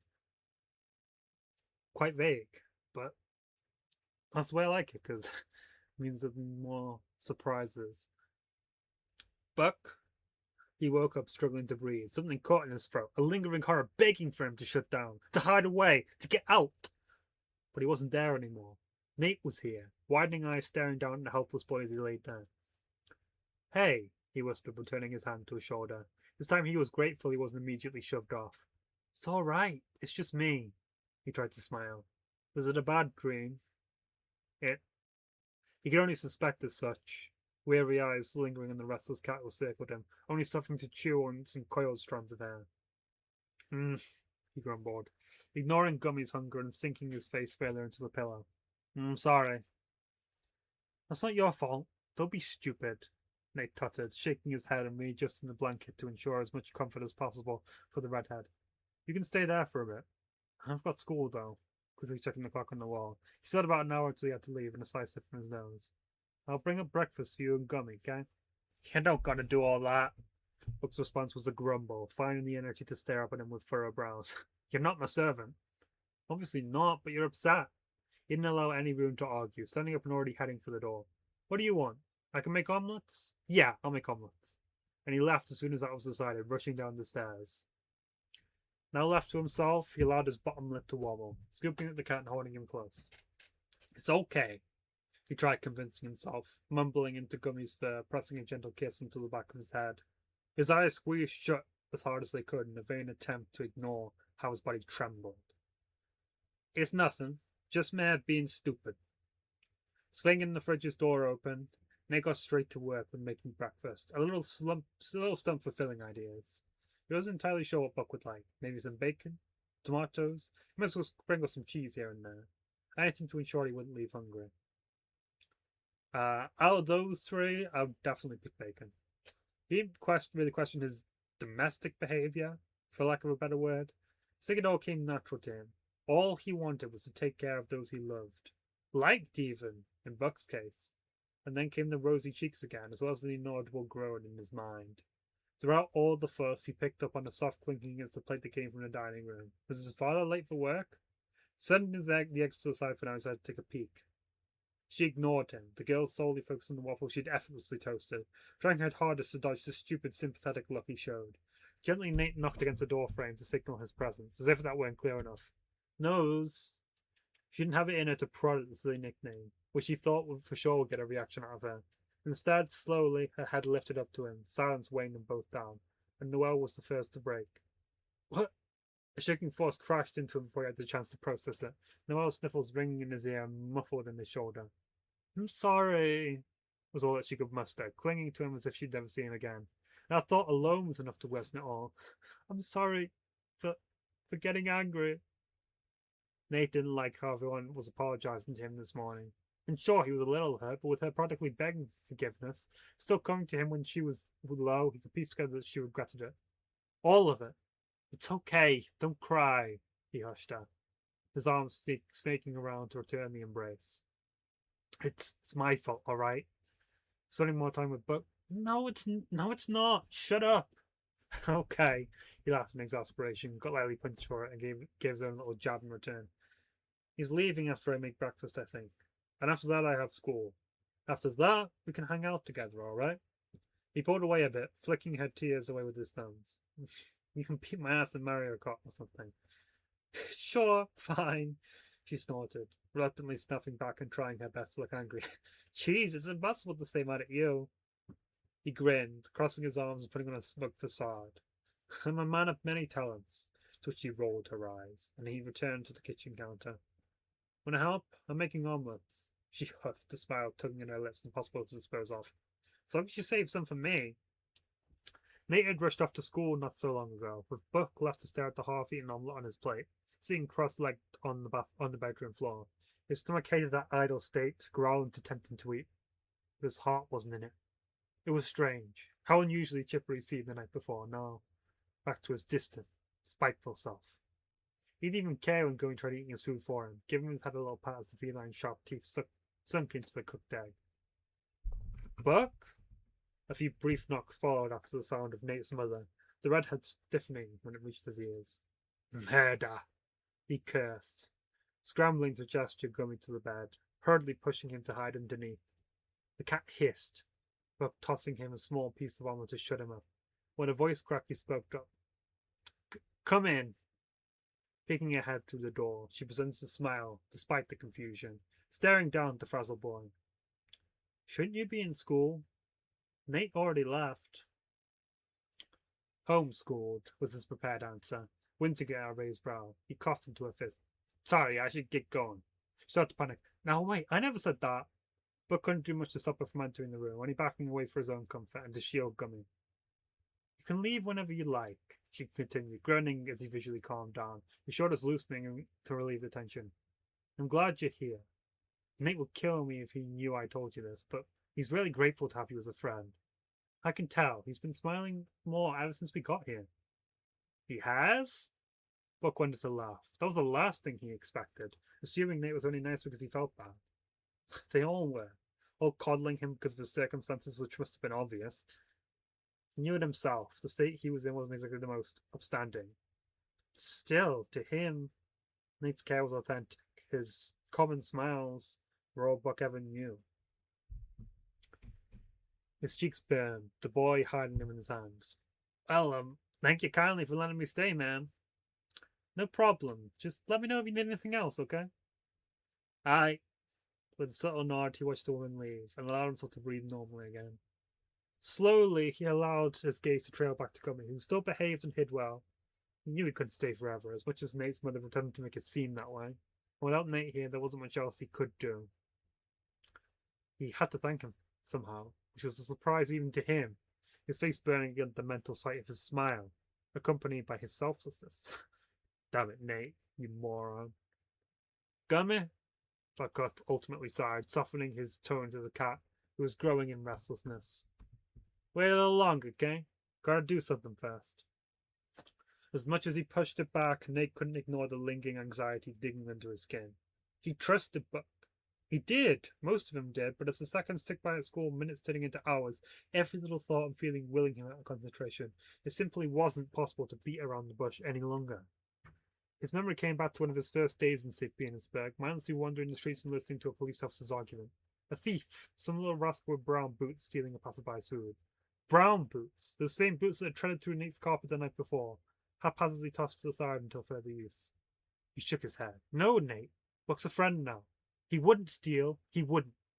The brunette had taken extra care to ensure his comfort after the nightmare.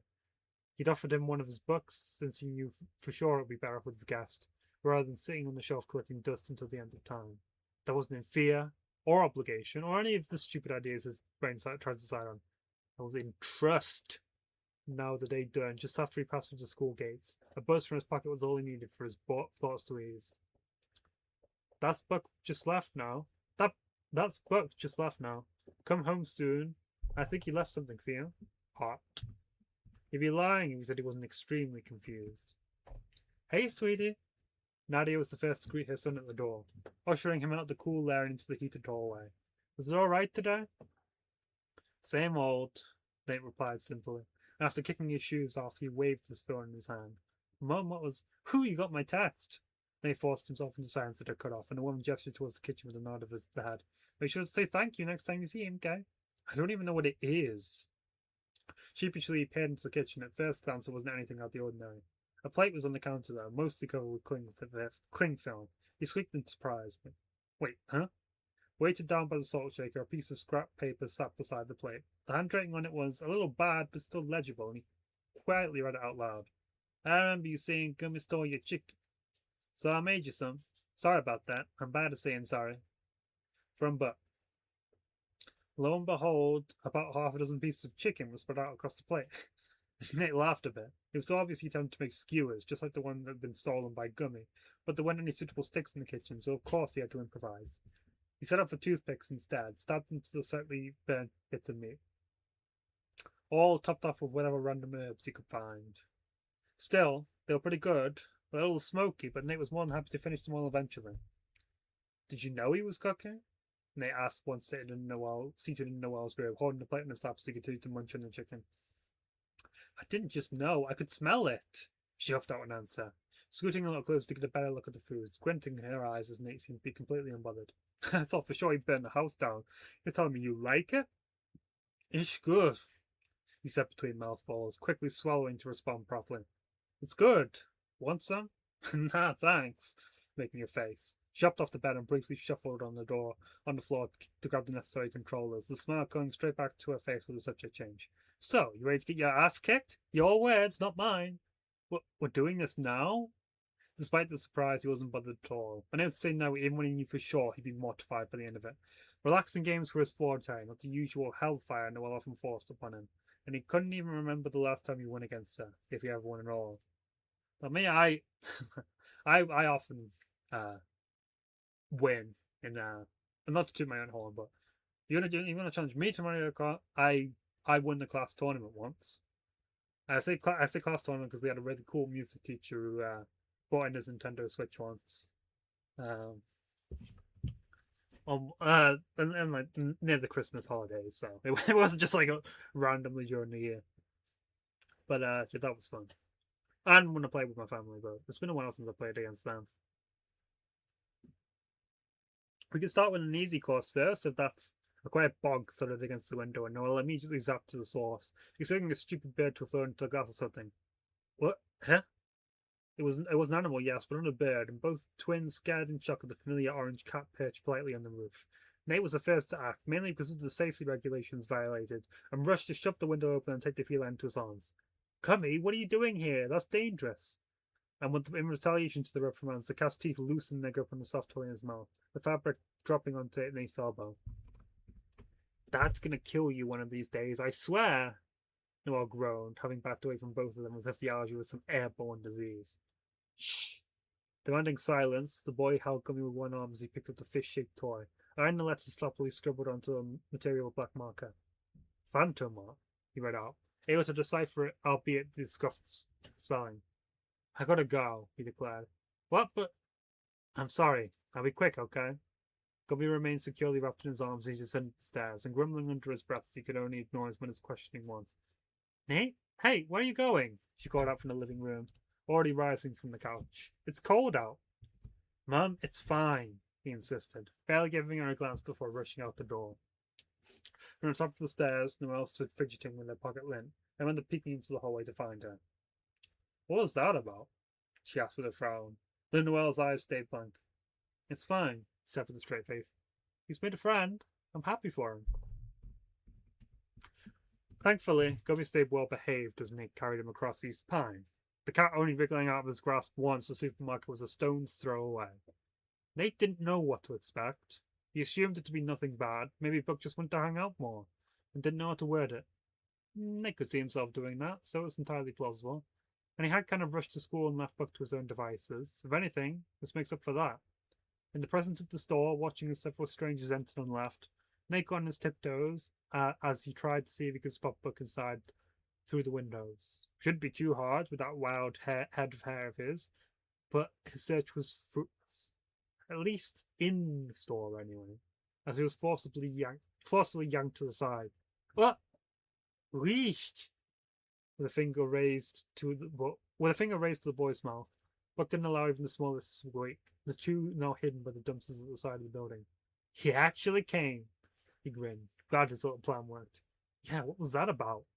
Nate assumed he was allowed to talk again, tilting his head back to the store's entrance, only for Buck to snap his fingers in his face. Stop that. Stop that. You promised not to tell anyone about this, right? About what? Promise, he repeated, the nerves getting to him, and he leaned in a little closer. His head turned back to his side. I guess I gotta return to favor. For letting me stay years. That was because you were scared, Nick frowned. Then this is just a safe space for us, Buck concluded, feeling more and more stupid by the minute. He was desperate to salvage himself, struggling in a vain attempt to act nonchalant. Unless you don't want to steal a cool hideout. No, I do, but hide from what?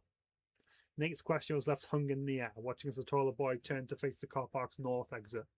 He had an idea of what he meant, and with the way Buck never answered, Nate knew it was best to keep his mouth shut. Buck was the first one to start walking. This way, he commanded, forcing another grin. At least he's happy, Nate thought to himself, humming at the improvement of mood. It was barely 24 hours ago where Buck was shaking like a leaf, rejecting help like a starved animal, and clearly fighting the urge to snap at him. Here he was, well, still vague, but opening up nonetheless. It was a nice change, sudden, a little unexpected, but Nate wasn't going to pester him for that. He'd never ventured that far into the forest before. The path diverged to the north, the complete opposite direction of where Buck was taking him, and even then there wasn't a soul in sight by the trail.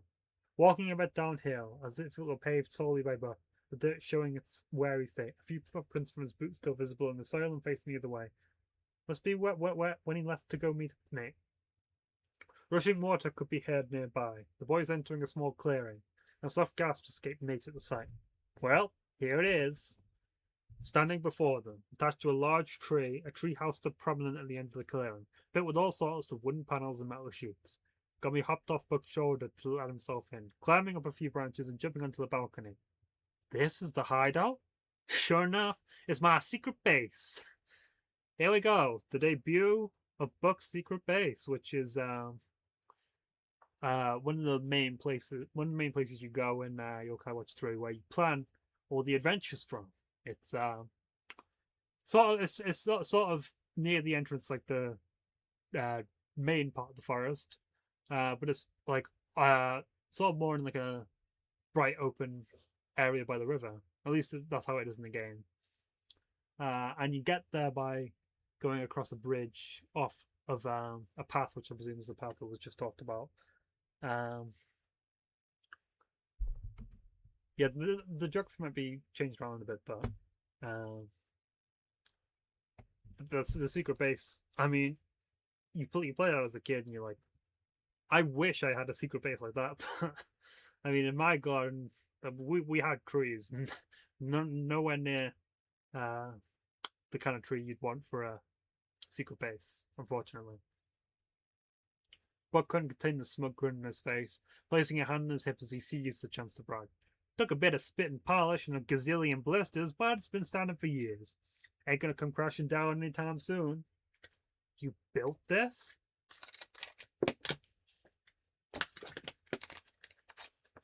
Buck's eyes widened in unison with Nate's, spitting out a laugh. What, you thought it grew naturally? Course I built it, and ain't she a beaut? He walked forward while Nate was still frozen in awe, skipping a few steps on the flimsy ladder to hoist himself up by the door. Come on, I'll show you inside, too. Okay. Nate carefully approached, reaching out to take hold of the ladder, which shook at the tiny impact. He placed a single foot on the bottom rung, the whole ladder swaying in response, resulting in an involuntary yelp. Now, this is just sad to watch. Shut up, it's unstable. The red had just laughed, crouching down with a teasing smirk. All right, come here, then. He held a hand out. Make sure you don't go messing up your pretty face on the way up. He instantly grimaced at that, wasting no time in pulling Nate up onto the porch. The comment struck a chord, but Nate didn't think too much of it. He was escorted inside, stepping onto the creaky floorboards to admire the single room. It was a little cramped, with the patched-up couch taking up most of the space, and the various CDs, papers, and miscellaneous trinkets scattered all across the floor. Ignore the mess. Buck scratched his head, crouching down to scoop as many of the items as he could.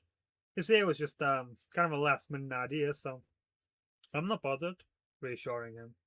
Nate silently inspected the rest of the room, stifling a laugh at the wooden wheel attached to the wall by the windows, as if Buck were a sailor at sea. The several papers and pieces of string attached to the wall caught his eye. Noelle's got a board like that. Does she? Mm-hmm. For solving the UFO case. Damn copycat, he huffed. But it sounded more like a joke. The more he looked at the photos stuck to the wall, the less the smile stayed. He shoved his hand into his pockets. I know you ain't into that stuff, though, so I'll keep my mouth shut. I never said that. Even when he was looking away, he sensed that Nate took a step closer. He knew he was smiling. He just knew. I might not know a lot about it, but I'll listen. And damn it, Buck had to smile too. Fucking pushover, he laughed, lightly jabbing at his waist as he walked past the other side of the room, a ladder attached to the wall leading up to the roof. You coming in there? He nodded, and the two of them began the ascent, leading up to a small platform at the top. Well, if you're so curious, here's where I scout for aliens. Buck rested his arms on the fence, Nate taking a while on the other side of the watchtower to admire the view. You could see his house from there. Hell, even the ocean by North Beach. And as far as the carnival, situated on a small island north of the harbour. Okay, now that's an interesting point because that small island north of the harbour is where Hazeltine Mansion is in Yo-kai Watch 3. But as we've already seen, that mansion was swapped for. Well, it was swapped places with the other mansion, which was unrelated to the Hazeltines in Yo-kai Watch 3. And so we have a carnival on here now. And there's actually a circus in Yo-kai Watch 3 as well, but that is set up in a park in North Beach. So yeah, we've had a little bit of the geography switched around. It's interesting. So I wonder if they will go to the carnival. Yeah, you think that's cool? Gently, Buck poked Nate's arm a few times to direct his attention further east, pointing to the prairie beyond the forest. Wait, that's the UFO. Darn straight. It hasn't moved an inch since it crashed. Buck's smile softened. He took in the bewilderment etched all over Nate's face. The knot his gut had tied itself into finally untangled. Guess you like the base then. Dude, it's... Nate blinked, unable to articulate his thoughts into words without inevitably coming out as a jumbled mess. Why do I get to see it, though? Buck looked down, thinking, I ain't got anyone else to show. You don't have to come back here. The option's just there. What? No, I want to come back, quickly retorting. Nate tilted his head and frowned, picking up on the way Buck was picking at the skin in his hand. Oh, wait. His voice lowered. Is it the yokai? You're showing me in case anything bad happens. He finished the sentence for him, staring down the grass by the base. It seemed a million miles away from there. So you'll know where to find me. Buck. Their voices were carried away by the breeze, Nate trying to think of the right thing to say and fast. I'm sure it's not targeting you, he said. We were all there at the church. You, me, and Noelle. Hell, you only went there in the first place because of me and her. The taller boy took him a moment to think it over. Guess it's just my brain being stupid. Maybe, but you know it's okay to be scared. Edging just the tiniest bit closer, and they placed a careful hand to Buck's shoulder, giving it a little rub. He was grateful they never pushed it away. Did I ever tell you that my yokai watch can shoot out fire? You mentioned something like that before, yeah. So there's no need to worry. I can be your knight. At that, Buck scanned his scrawny body up and down, and they broke into a laugh. Okay, maybe I'm still a squire for now. Sure are, you puny little... Able to think of an insult. Buck looked away, slamming his mouth shut. There was an itch in his mind, annoying him with a prominent voice, and he scowled at himself. You still got that gun? Huh? The one from the church? Yeah, it's back home. Hand it over the next time I see you, he asked her. He asked, I'll figure out how to work it. His view stayed focused on the UFO in the distance. Brows knitted together the more he looked at it. And with the less time he spent gawking at Nate, taking in every little detail of his damn self, the more the voice died out. Nate, on the other hand, couldn't look away, enjoying the silent company as he counted the freckles on Buck's face. The chicken you made was good, by the way. Buck's fingers stop with the fidgeting, leaving the reddening skin alone for now. Now I've made better. Well, I mean, it's the thought that counts, isn't it? And now we have reached chapter 10. But I think I'm still going to continue for a bit. I think I'll at least read this chapter. So the summary is Noelle is struggling to cope with Nate's new routine, starting to isolate herself. Oh, and the chapter title is Inside My Bad Dreams. Okay, so this is interesting because we've had Noelle's feelings coming into this. You know, she's disliked Buck at first because, yeah, it was stealing stuff. You know, being a little rascal. Now she's worried that that Nate's not going to be as close with her. And yeah, we have the inevitable thing happening of, I promise I'll hang out with you, and just as he's about to hang out with her, something comes up, Buck invites him over, and yeah, it's going to be pretty hard for Noelle. The curtains of Noelle's life were drawn to a close the moment that snowstorm clouded over the sky. The way Yo-kai is forged, their memories exchanged for a second body. Another chance of life. She hadn't been too affected, thank the gods. Of course, as a result, this came with an unthinkable loneliness. Nearly a decade of goalless wandering, effortlessly hiding amongst the humans as a tiny, unevolved being. And those ignorant enough wouldn't even be able to see her should they search. So we're getting finally a bit of more backstory for Noelle here.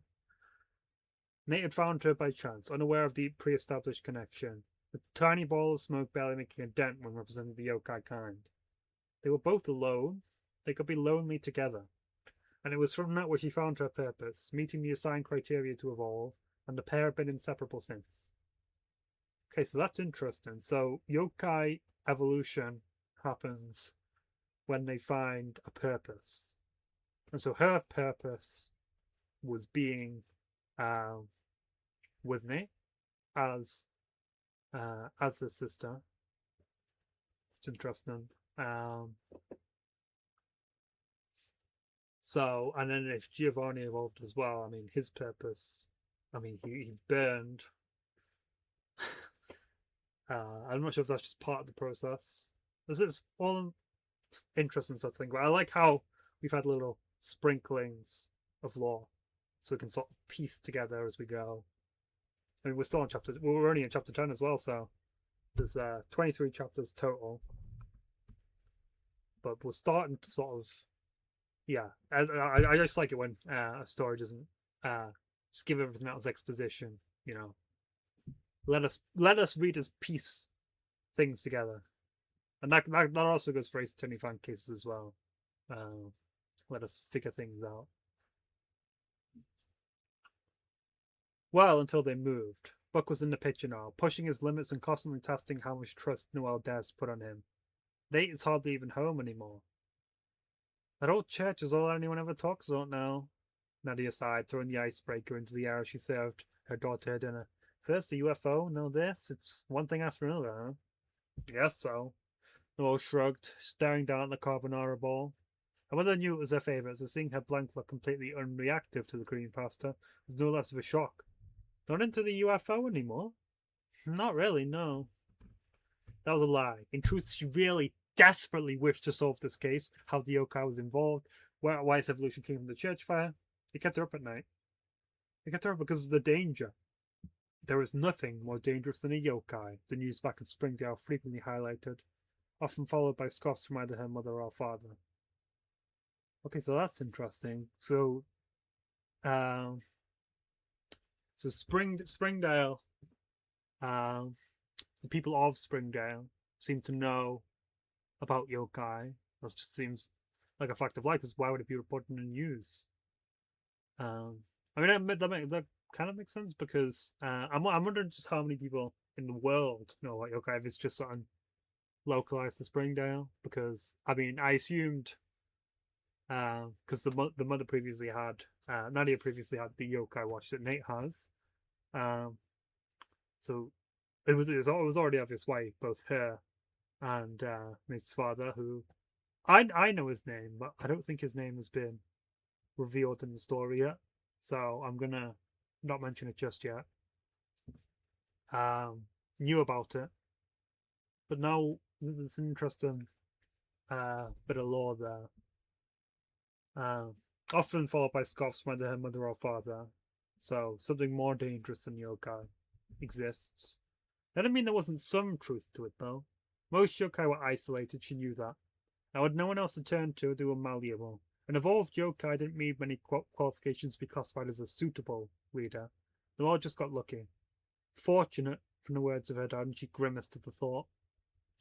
Nate messaged. He said he'll be back soon. Reading the text, Nadia set the phone down, right afterwards to focus back on her daughter, digging into her own food. Maybe you can talk about it later. Talk about what? Noelle blinked, glancing up from her food. Nothing to talk about. He has a friend now. He got what he wanted. That's right, but you're his best friend, the woman continued. I doubt he'll ditch you for some boy he's barely known for a week. That's not like him, you know that. Nora just shrugged again, a few inaudible grumbles leaving her throat. You'd be surprised. Was the only one her mother could hear. Hey, what's going on with you? Nothing. Nothing, she repeated, the woman running a hand through her hair with an exasperated blow. I mean it, Noelle. You have no idea how much he cares about you. Despite it all, a smile came to her face. I mean, when you two were little, it was just you and him against the world. Well, maybe that's expected since you're twins, but I swear you were stuck like glue. I wouldn't know because I can't remember, she finally cracked, slamming her palms onto the table and ultimately sending a shiver up her mother's spine. I don't know what you're talking about. Noelle. All she could do was sit there frozen. Noelle's heart rate increased with every second she spent staring silently, eventually mumbling through a scoff. You always talk about when I was little, like it was better back then. That's not true, Nadia snapped out of her trance, wasting no time reaching out her hand to take her daughter's. Noelle, who you are now is just as equal as who you were before. Then why the hell am I like this? She sprung from her seat, heaving as her voice struggled to run at the same pace of her mind. I'm not even a human, Mum. And that's all they ever talk about, how yokai are bad, how yokai are just disgusting. How does that sound equal to you? Nate returned home from school, his usual call for his mother interrupted by the arguing. You're not like that, Noelle. Noelle, you're my daughter. You hated yokai before Nate found me, she cried, letting that fact take its sweet time to pierce through Nadia's heart. They're all scared of you. Don't act like I don't know. If I wasn't your daughter and you found me, I'd be dead. Nadia could only stare. Nothing she said soothed her. Nothing stopped her daughter from glaring so violently, taking off to the hallway once the silence settled. Noelle. Okay, so my current piecing together of what's happened is so Noelle was born human, died, became a yokai, one of the unevolved yokai, eventually found Nate again, and then when they reunited, that was a purpose that would allow her to evolve. Okay. And all the yokai was scared of Nadia, which sort of, she had the yokai watch. I mean, in the main yokai watch, the yokai aren't really like super dangerous. It's common for watch users to befriend them. In this case, they seem to be considerably more dangerous. So I kind of get, I mean, there's obviously some parallels with like real world prejudice here, but yeah, interesting story beat here. Nadia could only stare. Nothing she said soothed her. Nothing stopped her daughter glaring so violently, taking off to the hallway once the silence settled. Noelle? Noelle? Hey, what? Nate only got shoved for trying to intervene, his sister's elbow purposely bashing into his own as she stormed past to make for the stairs. He turned to his mother, who was equally left in shock, and he could hear her cursing through her breath as she hid her face in her hands. The walls rattled after Noelle's bedroom door was slammed. The girl laying in a pain cry as she slumped to the floor. Everything was a struggle. It had gotten increasingly harder to breathe. Her chest tightened, knees pulled out to have something to lean on. She wouldn't allow herself to cry. She refused. She forbade it. She flicked away the mist from her eyes when they barely even formed. They did try to fall, the urge to break down, cracking a hole into her defenses, but she quickly patched it up with an extra barrier of steel. Just focus on the UFO. Figure out what's going on with that yokai and prove to be fucking useful. Prove that the past Noelle her parents still cling to was so desperately was gone forever. She was the replacement, and she'd make it worth their while. It was the least she could do. She was a yokai, supernatural. She was supposed to excel. If she couldn't do that, then what use was she? She didn't talk much after the fight. Her father had briefly checked up on her once he got home, and his wife broke the news to him, and naturally, pathetically, he was too tired to help much. For now, that worked in her favour. She'd frequently leave the house without feeling the need to announce her departure, and 9 times out of 10, East Pine would be her objective. She deleted hordes of pictures to free up space on her camera, photographing everything, anything and everything. For an offence, the area behind it, even an unsuspicious tree if its branches pointed at her funny. The prairie was still too far out for any close-up shots of the UFO, but thankfully, the professionals had it covered. It was as simple as printing out the images uploaded online and sticking them to her wall. By the end of the week, dripping into the next, her board expanded exponentially. Photographic evidence now overlapped and constantly fell to the floor, the girl having to dish out rations of blue tack as she quickly ran out. Yeah, I think the fact that they have UFOs as more of a like I mean, obviously, it's still treating as a curiosity, but it's like supernatural things are known to exist in the world. They're clearly considered dangerous, which is, cause of prejudice that Noelle is having to face, which makes it even more understandable why she's reacting like this to the potential of losing Nate. And she sort of compensate by throwing herself into working.